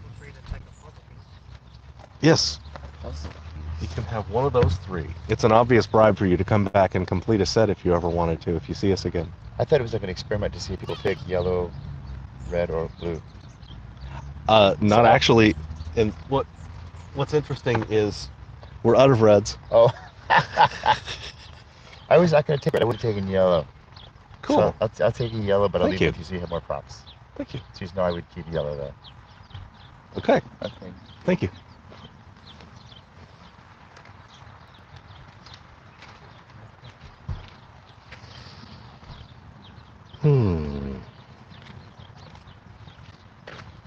And thank you for the assistance on collaborative training. I will quote you. Okay.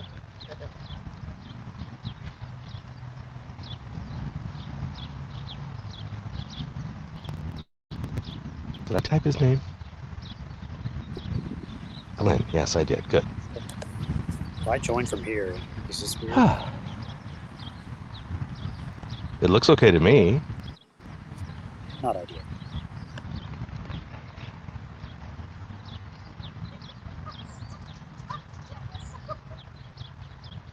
It's the Vogon schnoz shot. If you get the angle low enough, you can actually make the nose look higher than their own eyes. That was a really nice interaction. Thank you. Yeah, I shed a tear. That was good. Yeah, you built a very good rapport. Thank you. And I got some good advice for our collaborative thing. And I think I align with that advice to begin with, but now I can say, hey, Glen, who's a college teacher, says, write down all the suggestions and don't edit them when you get them. Let the edit happen as a collaborative process. So, yes, I will refer now to the Glen rule. That's a hard bench. Yeah, hard bench. Alright, this is still working. Good. Good. I have an email. Yay. That's a good thing. Yeah, good job about trying to avoid direct messaging, because I don't know if I would have been able to when he sort of brought up a lot of after love rules. He brought up a lot of concepts. Yes, he did. And I think you were very good at sort of narrowing it down to 2 or 3 important ones. Okay. Sage says, got it. So we're good. Oh, good. She has moved my pickup time to 8 p.m. Just for anybody who cares at all, I'm visiting a friend I haven't seen in 12 years, maybe? I don't know. And she's going to pick me up from Reed's place. Yep. Add myself back here. Mm-hmm. Now it's getting chilly. Really? In the shade. Okay. In a pack that I left in the car, I have extra layers of clothes that would fit you. It's fine. Okay. One little piece of feedback, and I think Yes, Abstract please. Activist called it out. You didn't ask for time at any point, like saying how long they had. Right. So Yeah, that would have been because he sort of had to cut it off a little bit abruptly. We are doing interviews on any topic you like. Those are some examples. And you don't have to go with our suggestions. I'm sorry, I didn't hear you. That's all right. We're doing interviews on any topic you like. Those are examples, and you may choose any topic you like if you want to do it. We are live streaming. So, you're live streaming. What is your background? We're live streaming from there. Okay. Yep. Not a problem. Cool. We have this hobby where we like to practice this way of having conversations called street epistemology. Okay. And we have a YouTube channel. We like to just chat with people about stuff. Okay. So I'll go with the. Oh, you. Yeah. I think you can have that seat. Here, take this. Yep, we'll switch out. We've been switching out all day. So how are you doing today? I'm fine, thank you. Did you just How are you? finish a walk or a hike around the thing? I'm mid-walk. You're mid-walk. Did you start here and go, or just start I started from home, and so I'm about the halfway point. Okay, cool. Do you come to the park often? Not during COVID. Yeah. I've kind of avoided it, but now that I'm vaccinated. Nice. Yeah, I'm vaccinated as well. I feel more comfortable now being outside, and just being out in the open air is enough for me as well. So it's nice. So sweet. This is our. Do I need to wear the headphones or? It helps a little bit to Okay. hear. Check. Can you hear me okay? Yes. Nice. You can just try to speak as close as you can there. So yeah, it's our first time here at this little park here area, and it's been going pretty well so far. Good. Yeah, I'd like to do it. And you had what was your first name? Sorry. Kristen. K. With the K. R-I-S-T-N. T-E-N. T-S-T-E-N. Yeah. Mm-hmm. My name is Reed. Nice to Reed. meet you. Nice to meet you. Yeah, and we had some claims over there, or some discussion questions. Anything pop out there to talk about? Well, they're all good ones. I'm curious about the UFO one. The UFO one. That's a good one. Yeah. Want to talk about that? What do you work for JPL? No. No? Okay. That would be funny though. If I Yeah, I just noticed the hat, Do so you have it would be interesting to inside hear a information JPL. from JPL, yeah. Potentially. What do you think about the UFOs? Do you think? I would be glad to give. These are little confidence skills. Ideally, I want to keep my confidence out, so I'm not biasing the conversation. But I can give it to you if you want about the question: have aliens visited Earth? This is all the way to the right. Absolutely yes. This is not sure. This is absolutely no. And do you want my confidence? Sure. Okay. I'm like, yeah, there. Virtually no. Although I could be wrong. I'd like to understand what people believe and why, and this is one claim I hear a lot. Where's your current confidence about it? I'm maybe slightly more than you. I mean, I'm about the same as you. Yeah, I'm kind of trying to keep an open mind. Like, I don't believe that people are abducted by aliens or anything. Mhm. But I guess I believe that the government should be more open about what they've found and what reports have gone on as far as different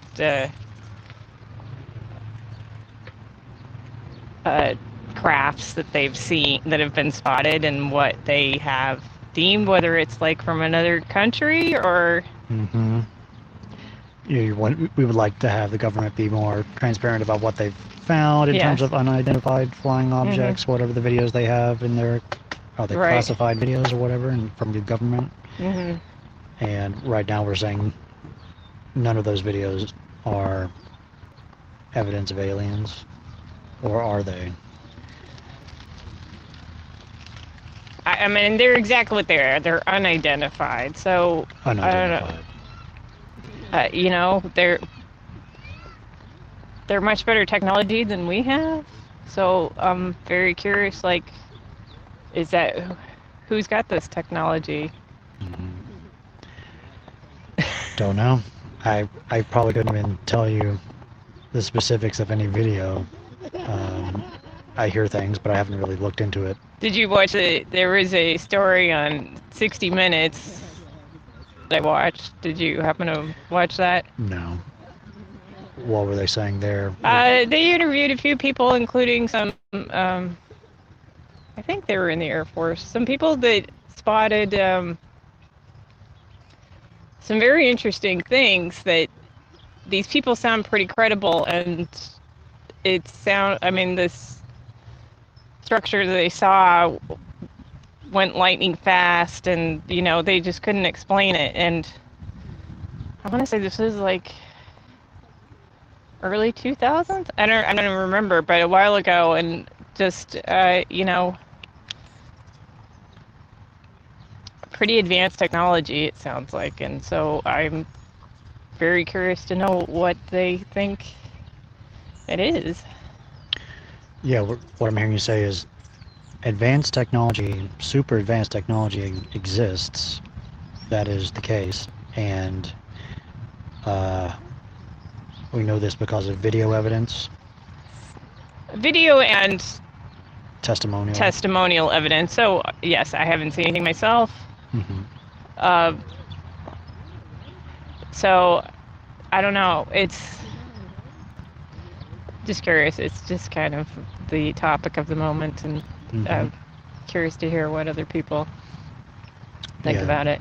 So, if you're there on that confidence, what I would assume is that the video evidence is not sufficient evidence to believe it's aliens at this point? Right. It's not. Yeah. What would need to happen in order to be more reasonable on the other side of this scale, maybe in the middle or a little bit more? What would we need to find out to actually be more confident about it? That's a good question. And ideally, like, what's the minimum stuff? What's the minimum? Yeah. We could think of maybe I would highly like to hear implausible some situations. credible experts weigh in on what it is, doing in-depth research into some things they've seen. Obviously, if they could get a hold of some of these things they've spotted that supposedly are super fast and can just disappear in thin air. So obviously, if they got a hold of one of these UFOs, were able to analyze it that way. If they actually got a hold of the actual ship itself and could then fly around like super fast. No, or but whatever. just to see what it is. Just to see what it is. And if it's like, and this would be research from credible experts, if they actually found one of these things and inspected it on the ground. Yes. And even better if they could like fly it around and demonstrate what it can do. Well, that would be good too, but a start, like, if people could analyze something rather than just circumstantial evidence. Yeah. Would that be evidence of aliens if we found that advanced technology? Or I guess it depends on what it is and how weird it is. Depends on what they find. I mean, they could find that it's from, North Korea or something. Highly unlikely, but... Maybe, or some other country. Maybe... maybe the future. I just watched Tenet again. Maybe like future humans. Tenet, yeah. That was an interesting movie. Yeah. All right. So, is this the most reasonable spot to be? Are we wrong about this level of confidence? Should we be more on the opposite side? Well, I hate to say no confidence. I feel pretty agnostic about it. I don't want to say it's out of the realm of possibility. So Yeah. I'm not saying that I've seen anything that proves it exists, but Yeah, the unidentified, people are saying in the chat, is not necessarily synonymous with alien. Yeah, that's what we're Right. saying. And unidentified means it's not something we know what it is. yes. So we can't say it's aliens if it's unidentified. And yeah. Is there any way to test this claim with our current evidence? Do we need more evidence, or can we test what we have so far? Well, I don't know what evidence there is. I think that's part of the issue is that I don't think anybody's got a hold of anything, but I think there has been a lot more research conducted into it than we know of that the government has done, and yeah, it would be nice to know what they've discovered. Yeah, maybe the government has more classified information that we can't access. Yeah. Okay. That might give us more of a clue in how likely it is. Yeah. Is it our own secret technology, maybe? Who knows? Hello. So sweet. Any other questions to talk about with this claim? No, Nothing. I'm not that much of an expert on it, but Me either. Any feedback, any questions for me as we wrap up?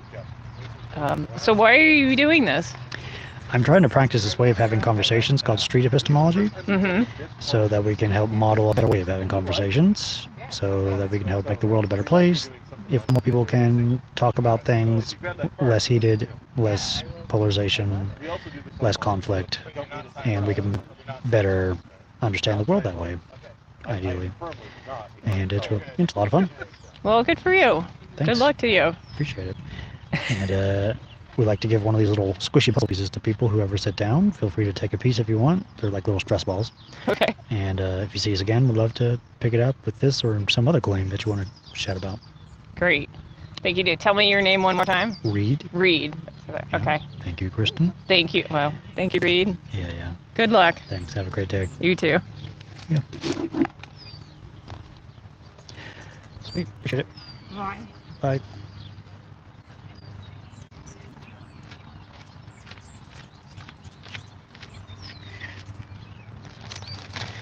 Four blue pieces left.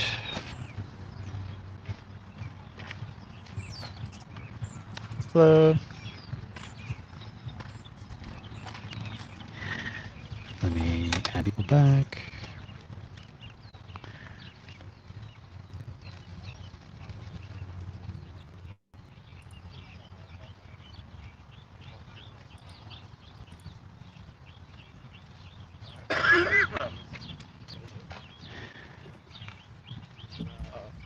Hello. Hello, would anyone like to do a quick interview? That's okay. Actually, Cool. I met you a few months ago. Oh, really? We talked about aliens. Really? That's funny. I just talked to someone about aliens again. Oh, yeah? Were they convincing? They were not confident that we have visited aliens. Where did we talk before? I was back in on Franklin Park, or Franklin Avenue. Runyon? Runyon Canyon Park? What's it called? Runyon Canyon? Near the dog park? No, it's where, I don't even know. Griffith Park? Yeah, where the bear statue. Yeah, that's where. Okay, yeah, well. Small world. Good luck out here. Thanks, good to see you. That's funny. What? You still believe in aliens? So I think the likelihood of possibility of aliens is More likely. Okay. and I didn't even, we haven't even talked about it. We haven't talked about it. Well, we'll hear. I can't prove that. I just think based on the size of the Earth and our universe and what we know from our perspective, the likelihood is likely. Cool. Off the record. Good to see you again. We can chat about it. Thanks. Sweet. They had that one guy saw us in Griffith Park, I guess. Yeah, in Griffith Park. That one time, I think, in Griffith. Or maybe it was from a while ago when I was there. Okay. Maybe. I used to go to Griffith quite a lot. Oh, okay. I don't. I think it was. I'd have to look back at the archive to see. That's fine. Anyway. Is Elorun, what? Elorun, Elorun still there? which is also known as, in here, Cordial. Contender, yeah. I don't know. Thank you. Cordial Contender. Cordial Contender in the chat. When I saw the name Cordial Curiosity, I tried to change it, but I can't. Oh, you can't? Hello, Luke. Good day. Is it taken? Is that why? No, I tried to change it away from Cordial Contender to something else. But I can't. Yeah, is Cordial Curiosity already taken? Contender, like contention. That's a fine name. Sure, it works. Contender. Contend. It's all about the alliteration. The alliteration. But yeah, that's what. That's a common thing in the SE content creators world. The alliteration, gotta have that.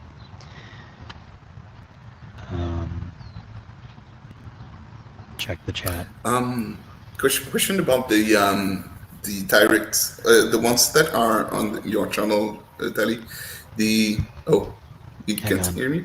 Oh yeah. Can you hear me now? Restart. I hear you. Go ahead. Yeah. So I looked at the video that you talked about earlier.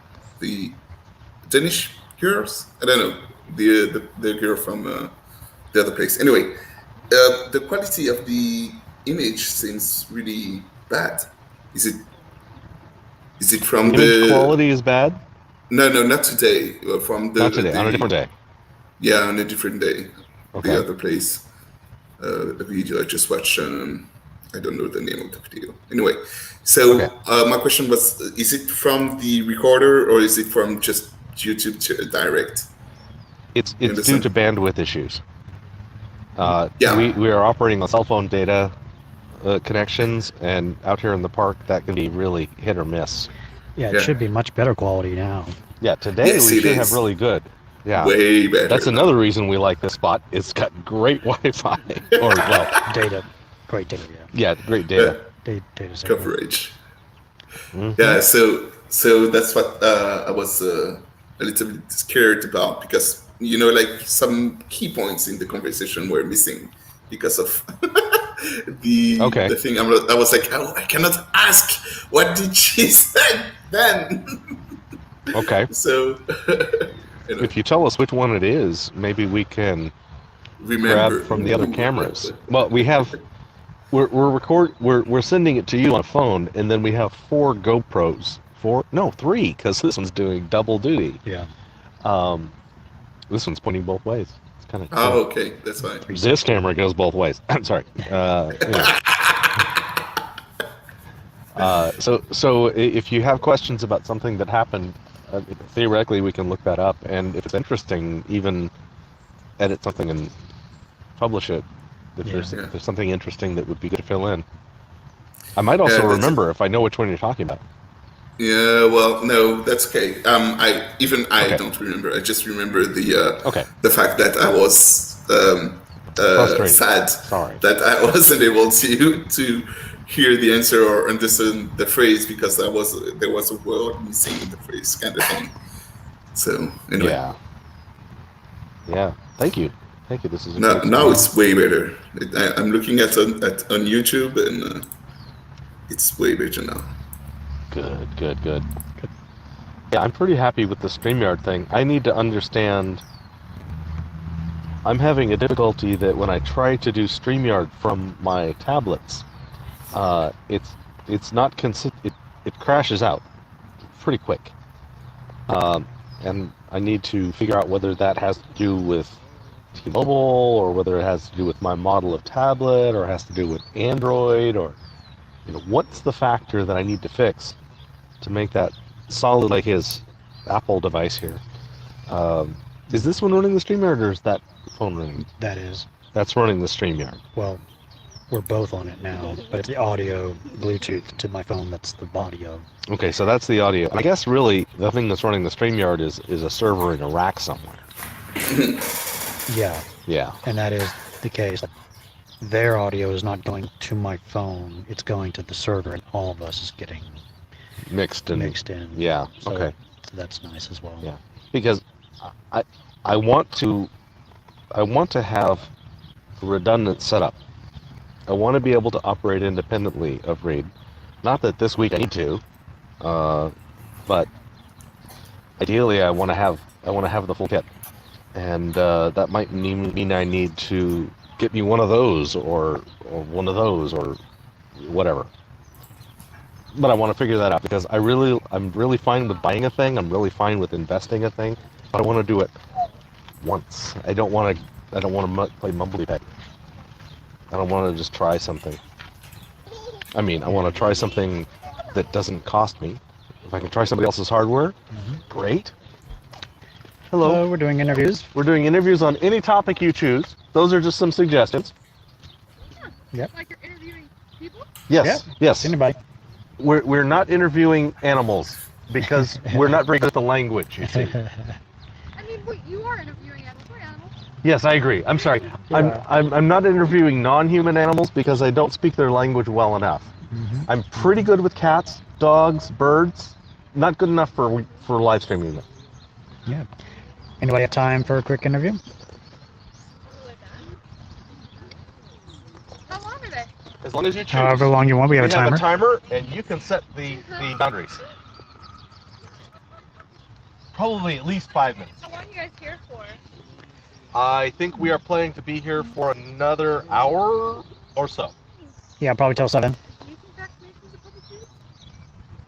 Kind of is. I mean, at this point. If you think so, we'd love to talk to you about it. Can we You're up all next. do it at the same time, or just one-on-one? If it was something that you all knew that you agreed on, potentially. We but could bring the time some- multiplier gets out of hand. And of course we can, serial one after the other and do quickies. We really can get it done in 5 minutes. If pressed. Can I do it? Yeah. Sweet. Okay. Sit down. My name is Dolly. His name is Reed. Your name is? Lani. Lani. Lonnie? Lani.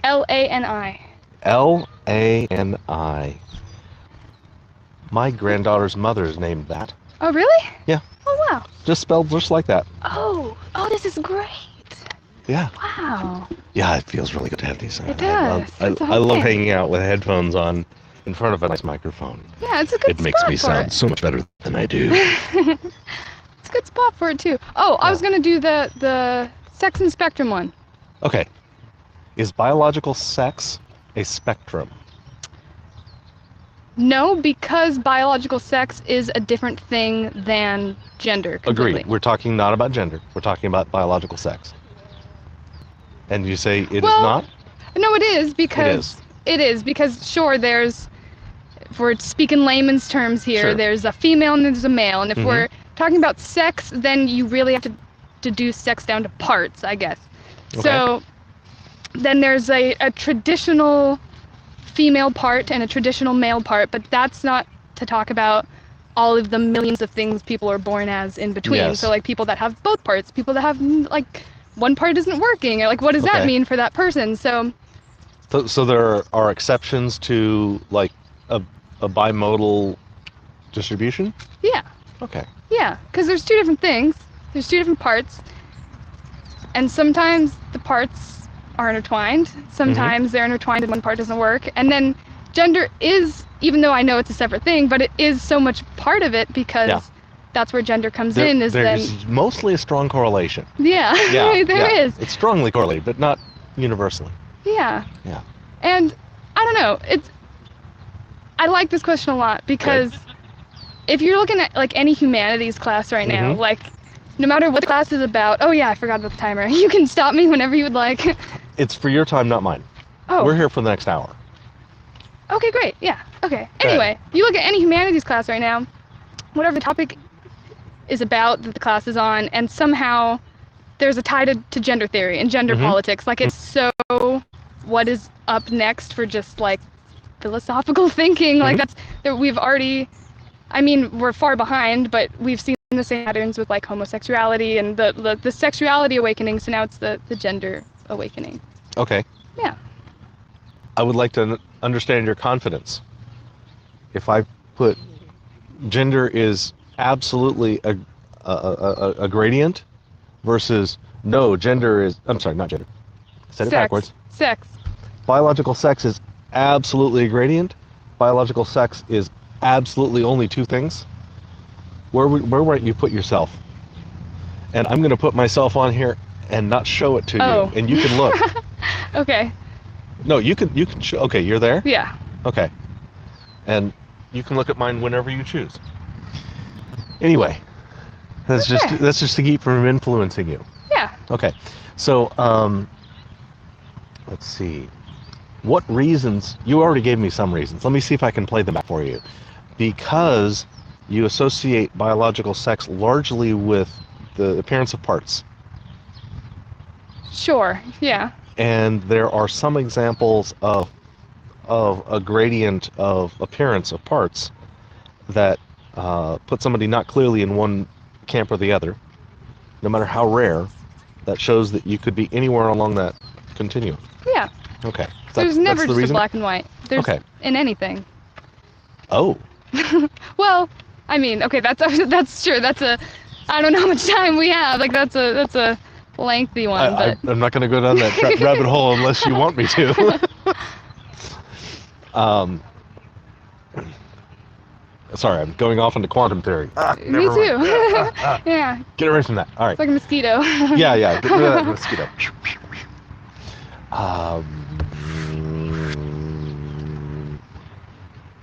Sweet. What sort of authorities do you use to come to this conclusion? What do you mean by authorities? What sort of data would you accept on this? What sort of authorities would you allow to influence your confidence on this question? Just personal experience and speaking to a person that doesn't seem to fit this or that, you know, and this is a first-hand account, primary source of what it means to be on a spectrum, you know. Do you have personal experience with somebody who is clearly not in the binary mode? Yes, I think so. I think many of the people I spend a lot of time with think about this a lot. And when you really break it down and think about, okay, but sure, if gender is sex is a construct, so then what am I? So I think that's what I was trying to say of like... Is sex a construct? It is. I mean, it is, you know? And that's what I was saying with that all my friends, like, we're taking classes, and this is coming up and it's making you question, like, if you agree with the premises to things and the logic and the reasoning behind something, and then you apply it to yourself, you question, am I a female? What does that even... Probably not, you know? So, yeah, I think most of the people in front of you and there know very well this sort of experience. Now, you're right up at the top. So this question might not make any sense. What hypothetically could increase your confidence that biological sex is much more than two options? Not a whole lot. Not a whole lot could move you because you're already there. Yeah. Okay. Yeah. How about what could move you down? Move me down.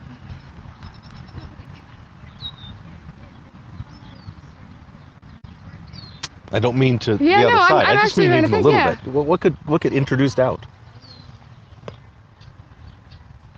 I don't know. I think I'd have to hit my head a couple of times. I'm not sure. Oh, you'd have to lose information. Yeah, I mean, yeah, you reach a certain point where, I don't know, there's things you can't deny.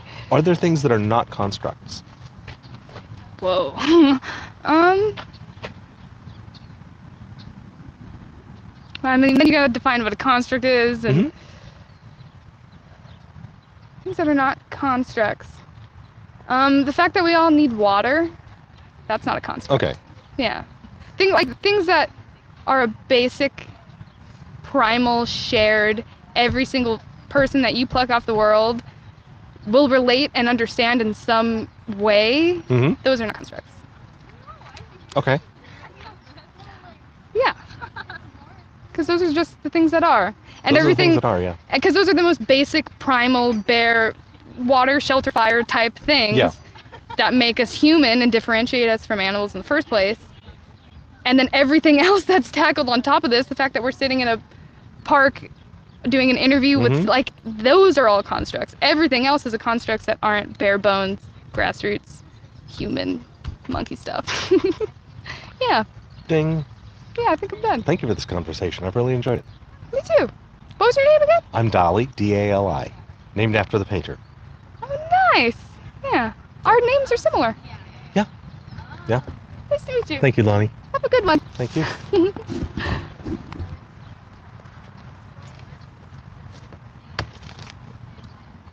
Next victim? Thank you so much. Yes. Oh.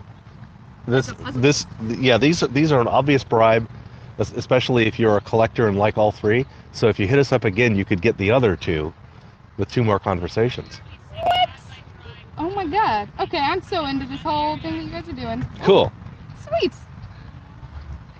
So Dolly and Reed. Dolly and Reed. Again, with 4 letters. Yeah. Huh. Fun. Nice to meet you guys. Thank you. Anybody else want to go? Thank you. Thank you. Thank you for doing this. Thank you.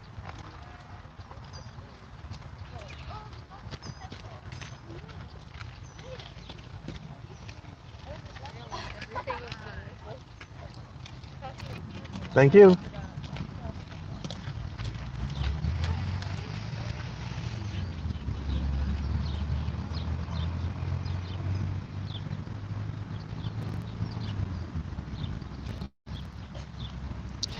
Yes, it was Reed who was doing that at the moment, although I am a little bit uncertain as we are allowing, I think Abstract Activist has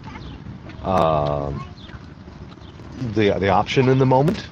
It was me. It was you, okay.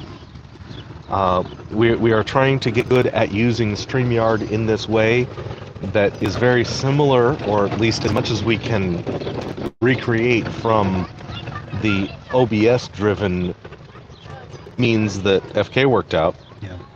And I think we're getting about 80% of that functionality out of StreamYard right now. In some cases, it's a little more difficult. Like if we want to import images and that kind of thing, there's extra steps apparently, but it's doable. It's doable. Like for example, you've got these banners. Yeah, and you've got this nice transparent edged confidence scale. Yep. That you can move yourself. Okay, nice. She was 100% about biological sex being a spectrum. Yes. Interesting. Yep. And I didn't have the time. If I'd had 5 more minutes, I would have gone down the rabbit hole of what is a construct. I think she moved on what a construct was when she was asked to define it.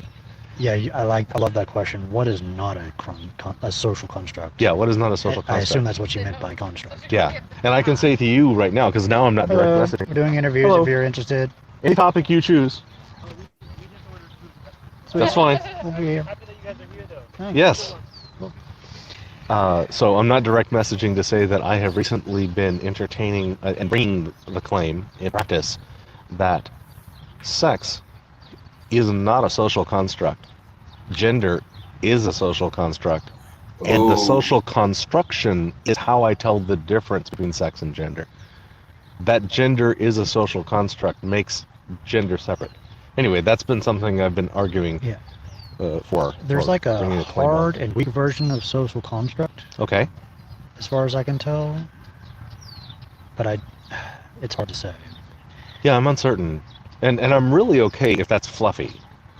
If somebody has a different definition of social construct, I totally want to take theirs on. I don't want my notion of what social Hello, how are construct you? means to rule. Yeah, we're Yes. doing some interviews, live streaming to YouTube and Twitch. Yeah. Just chatting with people about whatever. Right now we're transmitting from that phone, so if you step on this side, please consent to be transmitted. Yep. Yeah. We have some topics there if you're interested. Doing some quick interviews. And you get to set the timer. Okay. Cool. It's yours. Alrighty. Cool. You can sit on my chair. How often do you do this? Do this Wednesdays and Saturdays. Nice. I'm gonna give this to him. Oh, yes, thank you. This is the first time. This is our first time in this part. Okay. We might be back there. Have you gotten a good amount of people We have. interested? It's been pretty good. Pretty often that we get people to sit down. It's nice. And yeah, feel free to put on headphones. sure. It helps to hear each other pretty definitely. well. Yes. What is your first name? Carly. C-A-R-L-Y. L-Y, yeah. Gotcha. My name is Reed. Nice to meet you. Nice to meet you. Let me fix this layout here. Check. Never been on a Check. podcast before? Oh, really? Yes. My YouTube, well, my Twitch, and I sometimes upload the more high quality stuff to my YouTube channel Nice. later. Is that cool if we record and live stream? Of course. Thank you. And sweet, did you see the topics over there? Anything sound interesting to talk about, or whatever you want to talk about? I was thinking the third, the sex biological on the spectrum. Sweet, we just chatted with someone about that. That's an interesting claim people have been picking today. Yeah, I was gonna say, can you describe it in your words just again to make sure I'm getting the question Yeah, correct? is the question, is biological sex, what did we say, a spectrum? And we're saying sex as in gender. Yeah, well, we don't know. It depends on what people define it as. Is biological sex a spectrum? Is that the right question? Yeah, that is the question. And yeah, I wanted to define these terms before we get into it. Mm-hmm. What's a good definition for biological sex? What do you think?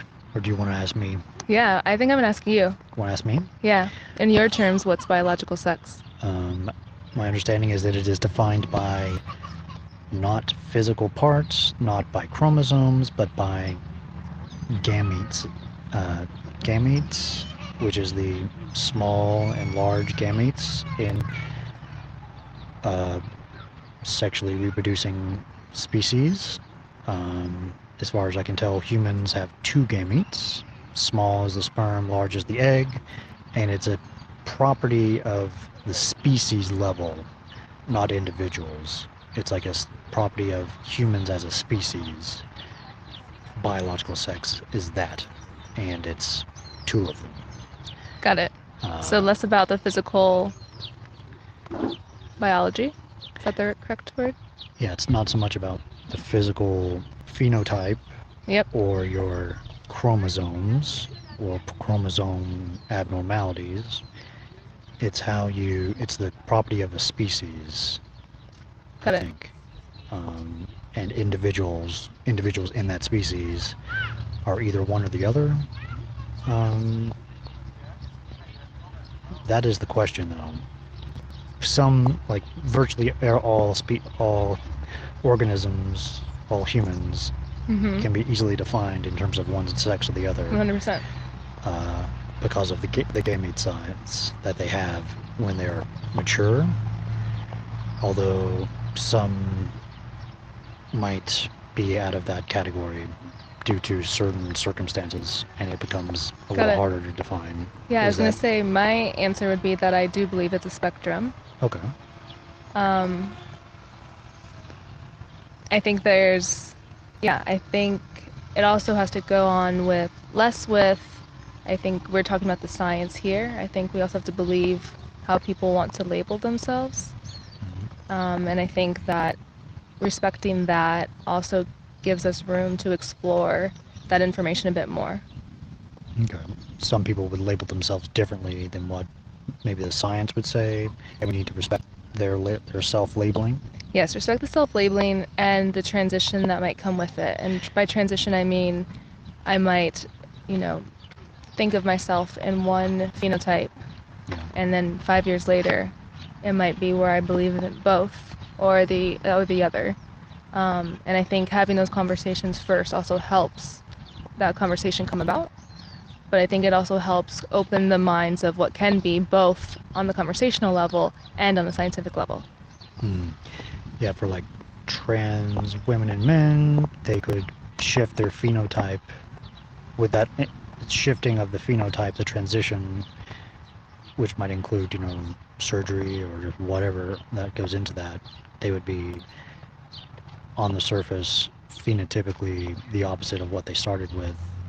Is that a shifting of the sex? Or is that a shifting of something else? What's a good way to think about that? I think for them personally, if they're deciding that's a shifting of the sex, then me, as an outside observer, I should believe that's a shifting of the sex. If they say it's a shifting of the sex, Yes. then we should respect what they say. Yes. Okay. I think, especially where the surgery is called for trans women and trans men, trans folk, yes, the shift is occurring, but I think that there's already dialogue happening about why that surgery is taking place. And I think that's where it comes back to the conversation, whether it's with the trans person themselves or with the study as a whole, about what we decide we can label. And I think, again, in my opinion, it's less about what I think, because I don't identify as that, and it's more about respecting what someone else identifies with when they're changing or thinking about changing those phenotypes. Yeah, what I'm hearing a lot from you is that it's about the respect. It's Yes. They have the authority on themselves if they're male or female. Yes. And it's up to them, and we should respect whatever they say. Yes, because I think at the end of the day, if you're transgender, you're not saying that phenotypes don't exist. If you're having surgery, you're going from, one physical phenotype to another, differing, from what you started as in birth to something else later in life. But I don't think that necessarily means that those two things can exist together or, in replacement of the other. Those two things, sorry. Meaning the phenotypes. The phenotypes. Yes. Yeah. When by phenotypes, we mean just the way they appear externally? Externally versus what they were born with. Yeah. In terms of sex organs and other things. Yes. I guess, thinking about this now, just outside of the physical form when it comes to phenotypes, is this question also about pronouns? For example, someone who considers themselves using pronouns they, them. I guess I'm going to answer my own question with, I don't know if I would say that, they, them pronouns means that you have both phenotypes. I think, in my opinion, it's more about the understanding of what you're tapping into, the female and male energies, less than the scientific, molecular level. Yes, some identify as they, them, or non-binary. Non-binary, yes. And non-binary means like a spectrum. Is that what that means? Is non-binary equivalent to a spectrum, or is it somewhere? I think that's what it means. In my opinion, and I could be wrong. Yeah, they, them is I am identifying both as he and she. Non-binary is I don't identify as either. I'm just fluid. Wait. Okay. Say that again. Sorry. In my opinion, if I identify with the pronouns they, them, then I am identifying both with pronouns he and she combined together. Okay. I think that for what I know, it's an umbrella term for both. Okay. Non-binary, again, from what I know, seems to be not combining the two, but being more fluid. There's not really an identifier. It's just that you're not submitting or committing to a pronoun or a gender type. You just are. Just are. Okay. They, them is a mixture of masculine and feminine, male and female. Are these different, masculine and feminine and male and female? There's also the difference between sex and gender. What do you think about the difference between those things? Yeah, I think, let me think about this. I do believe sex and gender are different. I would say gender is, I think it can go both ways for me. Where I could say gender is the pronouns being assigned, but the sex is the organs involved. the gender is the more social pronouns, and then the sex is the more physical, Yes. phenotypical Yes. stuff. More sex is more phenotypical. In my physical. understanding. Okay. Physical, and gender is more social, including the pronouns and stuff. What else besides pronouns is in the gender equation? Oof. I mean, I think if I'm going to now bring it into my own personal experience, I would more be talking less about the biological aspect and more about situational. You know, for example, if I got pregnant and had a gender reveal party, you would assume that if I had a girl, it'd be pink. If I had a boy, it would be blue. But one who's to argue that there is one gender or the other that I'm having, and that those colors signify those things. I think in my head it's kind of dismantling this idea of what makes female female, what makes male male, situationally, environmentally, on a social level, societal level, and just kind of reproducing humans and letting them take on those forms in regards to their gender as they see fit, regardless of what the scientific phenotype says or does not say in relation to the identity that they have. Yeah, there's like traditional ways of thinking about men and women, males and females. Males and females traditionally have certain sex organs. Men and women have traditional certain norms, potentially, ways of being, ways of being in the world. Yeah, and I think especially the open-mindedness that we're seeing when it comes to non-binary, when it comes to gender pronouns, I think that in itself is dissolving gender norms, because we're not in this convoluted world of it being one way or the other.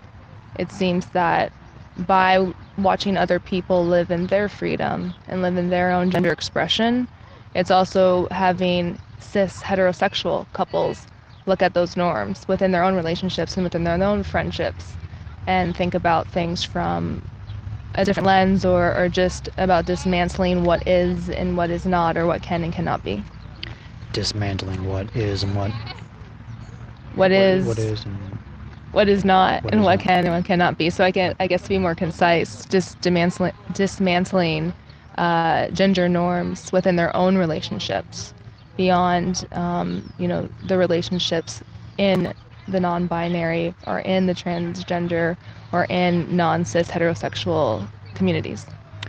Cool. Do you have time to continue? I'd love to continue. Okay. Cool. There's a lot. These are interesting things to talk about to me. Cool. Are there any gender norms not worth dismantling? Can you name some? Let me think. What are some, like, other classic ones? Let me think. Like, for men, what are like the classic gender norms? For like, cis men. For cis men. Like strength and chivalry, gentlemanness. I have a cordial curiosity, and I have a top hat on my whatever. What's it called? A logo? Okay. What does that top hat signify to me? It's like a way of, it's kind of like a cordial civilness to it. Do you think... And top hats are for like men. Should men be like more gentlemanly, civil, and like chivalrous? I like that. Is the question that you believe men are that way and should be seen I think as such? it's a positive gender norm for men to strive for. I think it would be doing men a disservice to say that chivalry is not within their gender construct. I think everyone has power of choice. So, we could say historically men leading by example of what is and is not, equivalent to being a gentleman. But I don't think I would necessarily it's positive. It's like saying, oh, you were polite and opened the door for me, so you get a cookie. I think it should just be expected as being a human being first and being a decent human being first. So I guess to answer your question, I think about typical male and female gender norms that have been set in society. I think it's more about just treating humans as humans and treat everyone with kindness and respect, and kind of put the the genders aside unless it's deemed necessary, meaning if I'm teaching you how to speak to me because of my gender or my gender pronouns, that's a topic of conversation, and maybe that relates to the environment or the situation at large. But if we're just having conversation, it should be less about male and female having a conversation and more of just two people having a Individual to conversation. individual. Yeah, exactly. Human to human. Mm-hmm. Gotcha. So if we now associate certain norms or values to certain genders, we should universalize those norms to human norms. Yes. And just universalize them, and ideally get to a place where all positive norms, values, and traits are associated with just human beings in general. And I think, of course, having to try to resolve what's happened in the past or what's happened historically, of course, there's places where we have a lot further to go when it comes to going from being in a negative space to being in a more positive space. But I do think that there's something about trying to see people more as for their personalities and for their identities and how they describe and think of themselves, and less about how I believe, from my perspective, how they should show up in society. I think there's I don't know who said it, but a great saying that, whatever you think of me is none of my business. And I think that could be said true for just how we treat genders, depending on what we think of those norms. Gotcha. Cool. Mm-hmm. All right. Any other questions to talk about with these,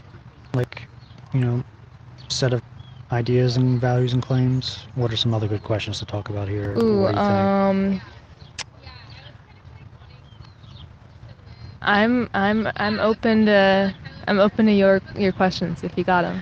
Yeah, let me check the chat. Anybody in the chat have any questions? Yeah, we covered the difference between gender and biological sex, I think. Someone says, is there any reason to ever concern ourselves with the state of affairs concerning someone's biological sex over their preferred gender? I think that goes back to what I was saying at the beginning, which was no. And I guess what I'm assuming this person's question means is that we're positioning ourselves, especially as someone who does not relate to that person's experience. Is it right for me to even be giving my opinion on this podcast?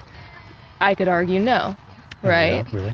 Because yes, I'm open to my opinion, but does my opinion really help those people in those spaces? Now, if I am trying to do my due diligence to respect and give them that space and talk openly about that, perhaps.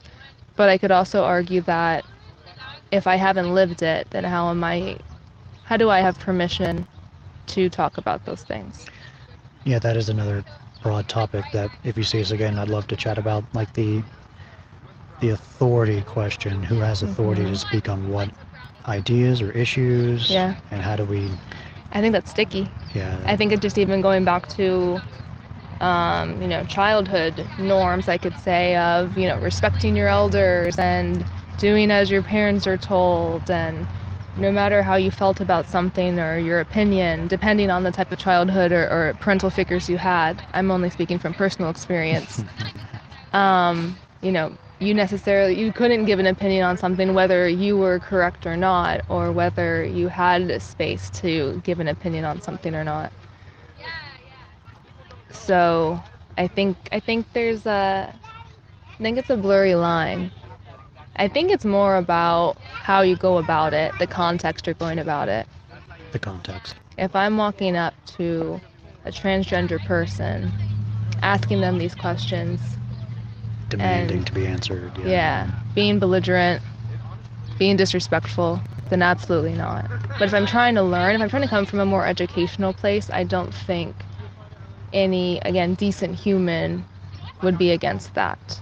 But, everyone has their own perspective on it, and I think that's also where respect has to come in to play. Gotcha, cool. Well, thanks, Carly. I appreciate the conversation. Any questions for me? Anything else? Any feedback? No, this is cool. It's weird to hear my voice, but Yeah. yeah. Yeah. Thanks for having me. Thank you. Appreciate it. And yeah, it's so much easier to hear Yeah, I could hear. I don't know what I was hearing. Maybe it was them talking. birds and stuff. Yeah, no, it sounds so nice in the background though. Yeah. Do you come to the park often? Yeah, I just live down the street. Sweet. So Yeah, we'll try to come back here maybe once a week or so. yeah, We'll no, this is cool. We'll be here it- Wednesdays. Okay, cool. I was gonna say it's interesting. I write and I work in advertising, but I've been like thinking about pivoting, into podcasting just because it's such a different space. Yeah, Yeah, it's good. it's fun though. Yeah. I like to offer a gift of one of these little puzzle pieces to people who ever sit down, Oh, nice. and you can come back and get another color if you feel like I it. just take it from here. Yeah, one of the colors. Okay, cool. And yeah, appreciate it. If you see us again, come back and get another So piece. what the conversation you were having, is it just live somewhere? They were live on my Twitch Okay. there, I've never been and on Twitch. on his YouTube channel, Juggling Lessons, Nice. and on the Street Epistemology Twitter. We have Street Epistemology I was stickers. gonna say, where did the questions come from? Like, are those just things you guys are interested in? The questions kind of follow a format of Street Epistemology, Okay. which is what this is. Street Epistemology. It's a Okay. Socratic style of conversations where we keep our opinion out of it unless you ask us, and Okay. we just try to get clarity and understand what people believe, and Yeah. why, and That's cool. all that. For sure. How long have you been doing it? Since mid-2016. Nice. Yeah. Is it like a side thing, or is it like you make monies off It of it? was more of a side thing, but Uh-huh. now it's kind of all I do at Oh, this that's point. cool. I'm president of a nonprofit, Street Epistemology International. Oh, nice. We're helping people learn this technique, and Yeah. it's really growing. I think being unbiased, nonpartisan, it's all good. It's Yeah. all good to hear people's take. Cool. Yeah. What's your name? Read. Carly. Nice to meet you. Nice to meet you. Thank you. Have a good Oh no. Good night.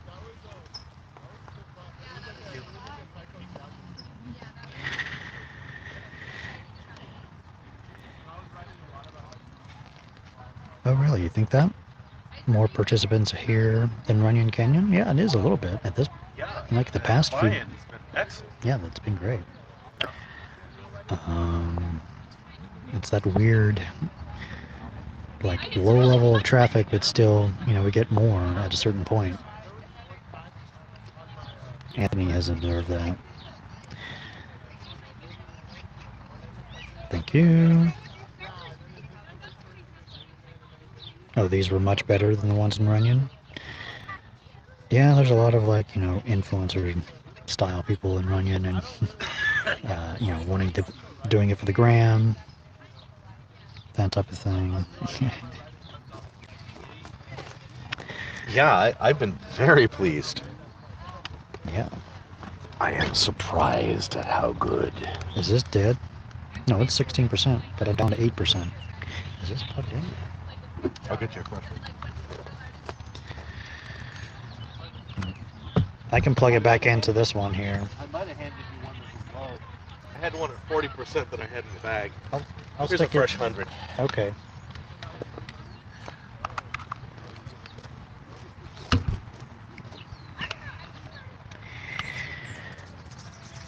Oh, I'm down to 7%.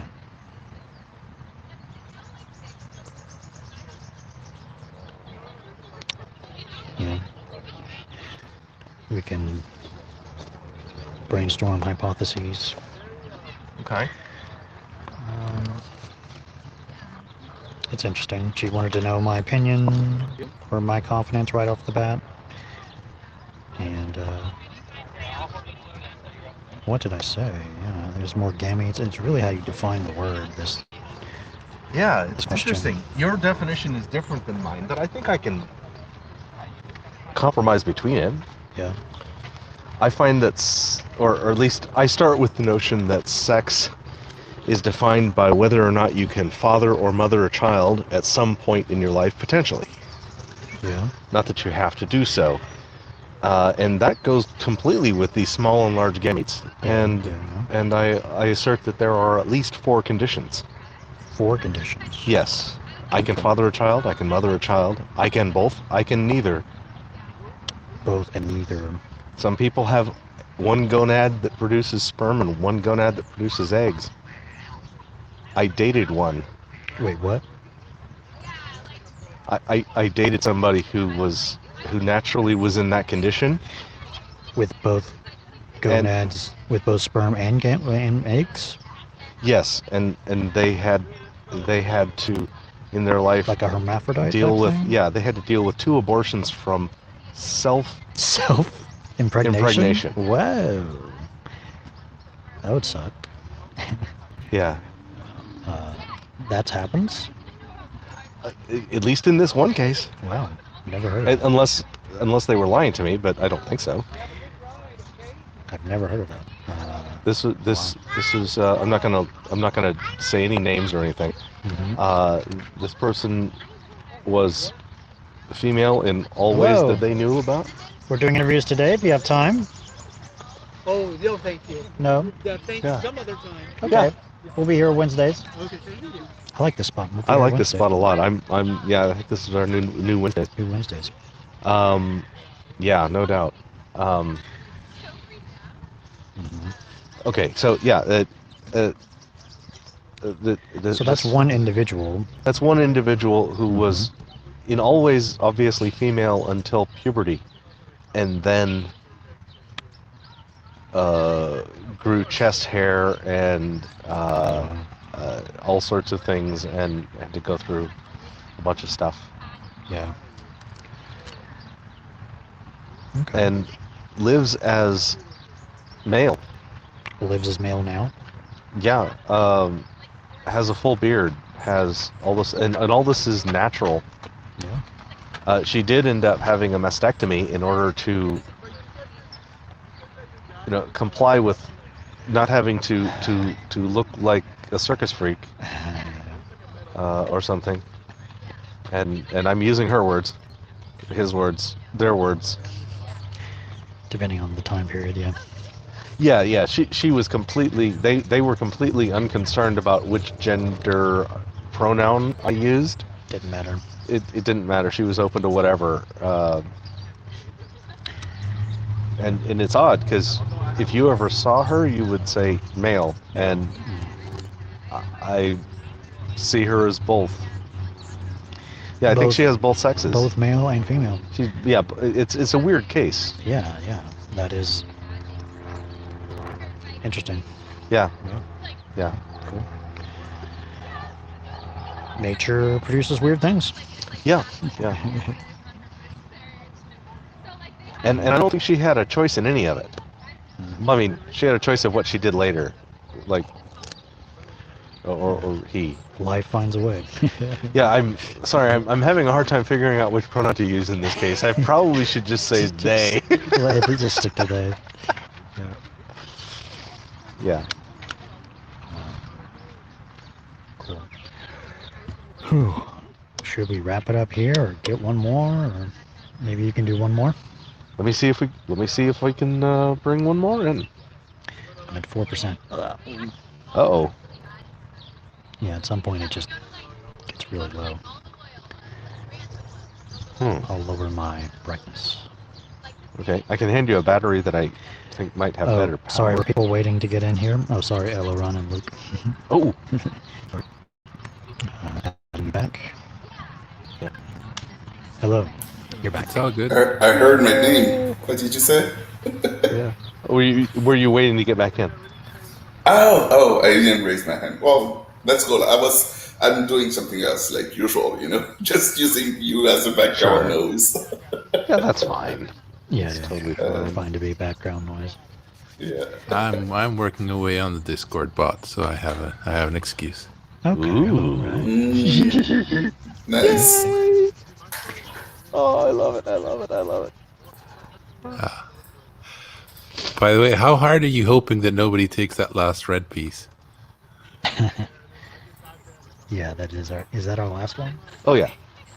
That was the last one. That's the last one. And I saw somebody fumbling with the red one, and I saw Glen fumbling with it, and then choosing yellow, and then put the yellow down and say, if I had chosen it would have been yellow, and that was great.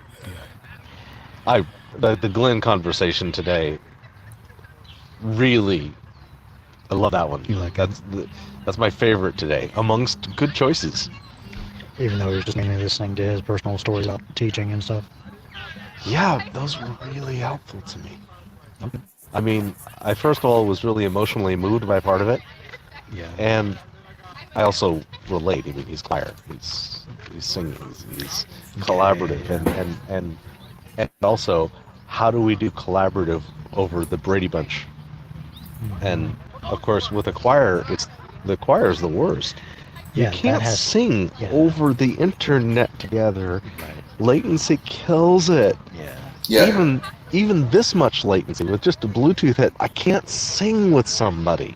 So how do I do it? Well, I mean, as it turns out, it's multi-track. It's multi-track tech. I send you a file, and then I sing with it, and I add my thing to it, and I send it on to the next one, and so on. So it can be done. It's just not the real-time thing, and They did it with the replace guy in the International Space Station. I wonder how they did it. It's NASA, I guess, but that was cringy. Yeah, I saw an example where David Bowie and Rolling Stones, Mick Jagger, were doing a large charity gig, and one was in New York and one was in London. So they were doing a duet over a live thing, a duet over satellite. And the way they did it was they had a pre-record of one of them that one of them was singing to, and then the other was actually singing in response to the live singing. So what everybody heard was the real live singing. But in one case, they were listening to, I think what people in London were hearing was a recording of Mick Jagger and a live David Bowie. And what people in New York were listening to was live, both of them. Mick Jagger singing to David Bowie live.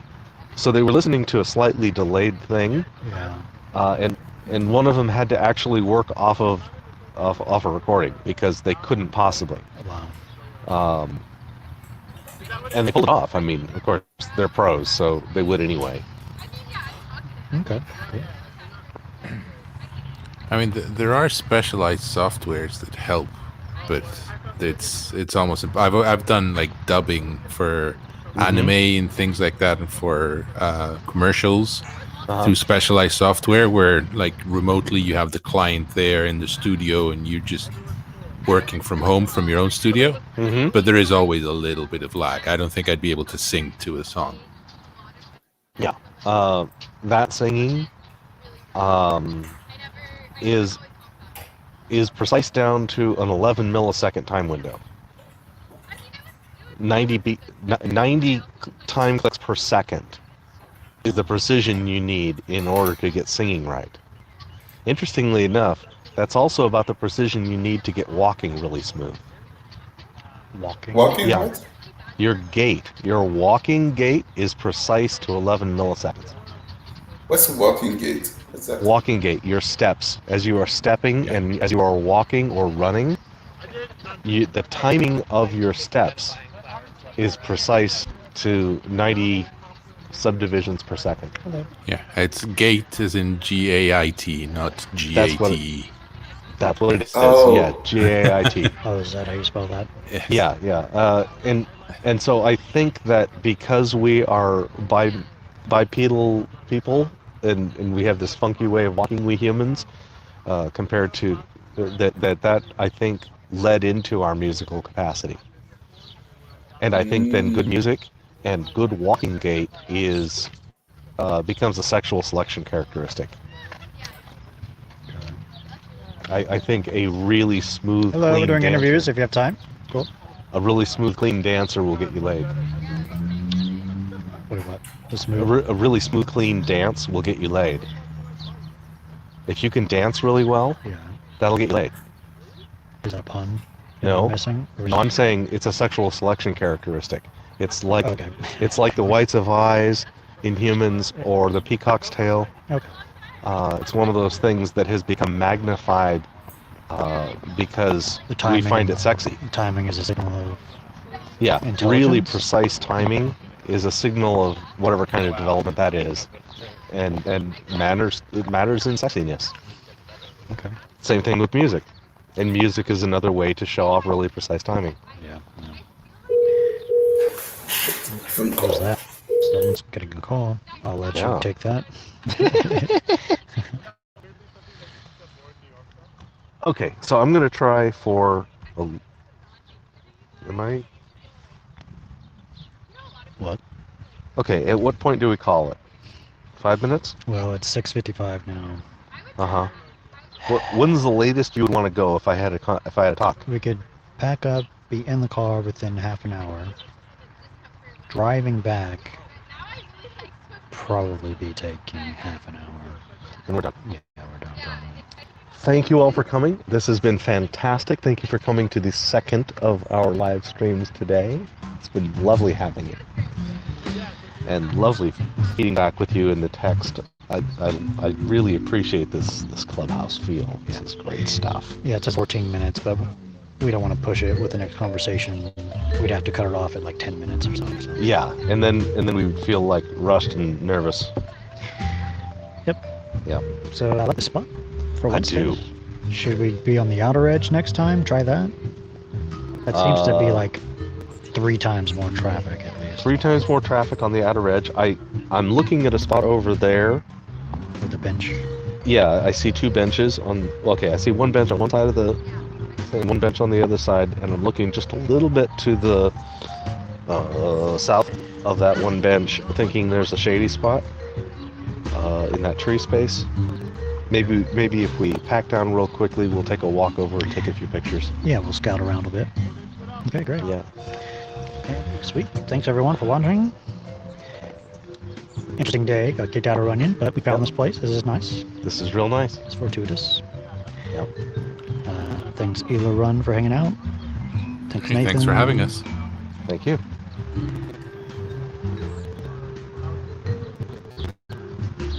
Yeah, 420 Cafe. I agree that the sit down for the little talk in between, we want to keep that down to a minimum, so we can be most inviting. Agreed. And that's that. Good night. Bye bye.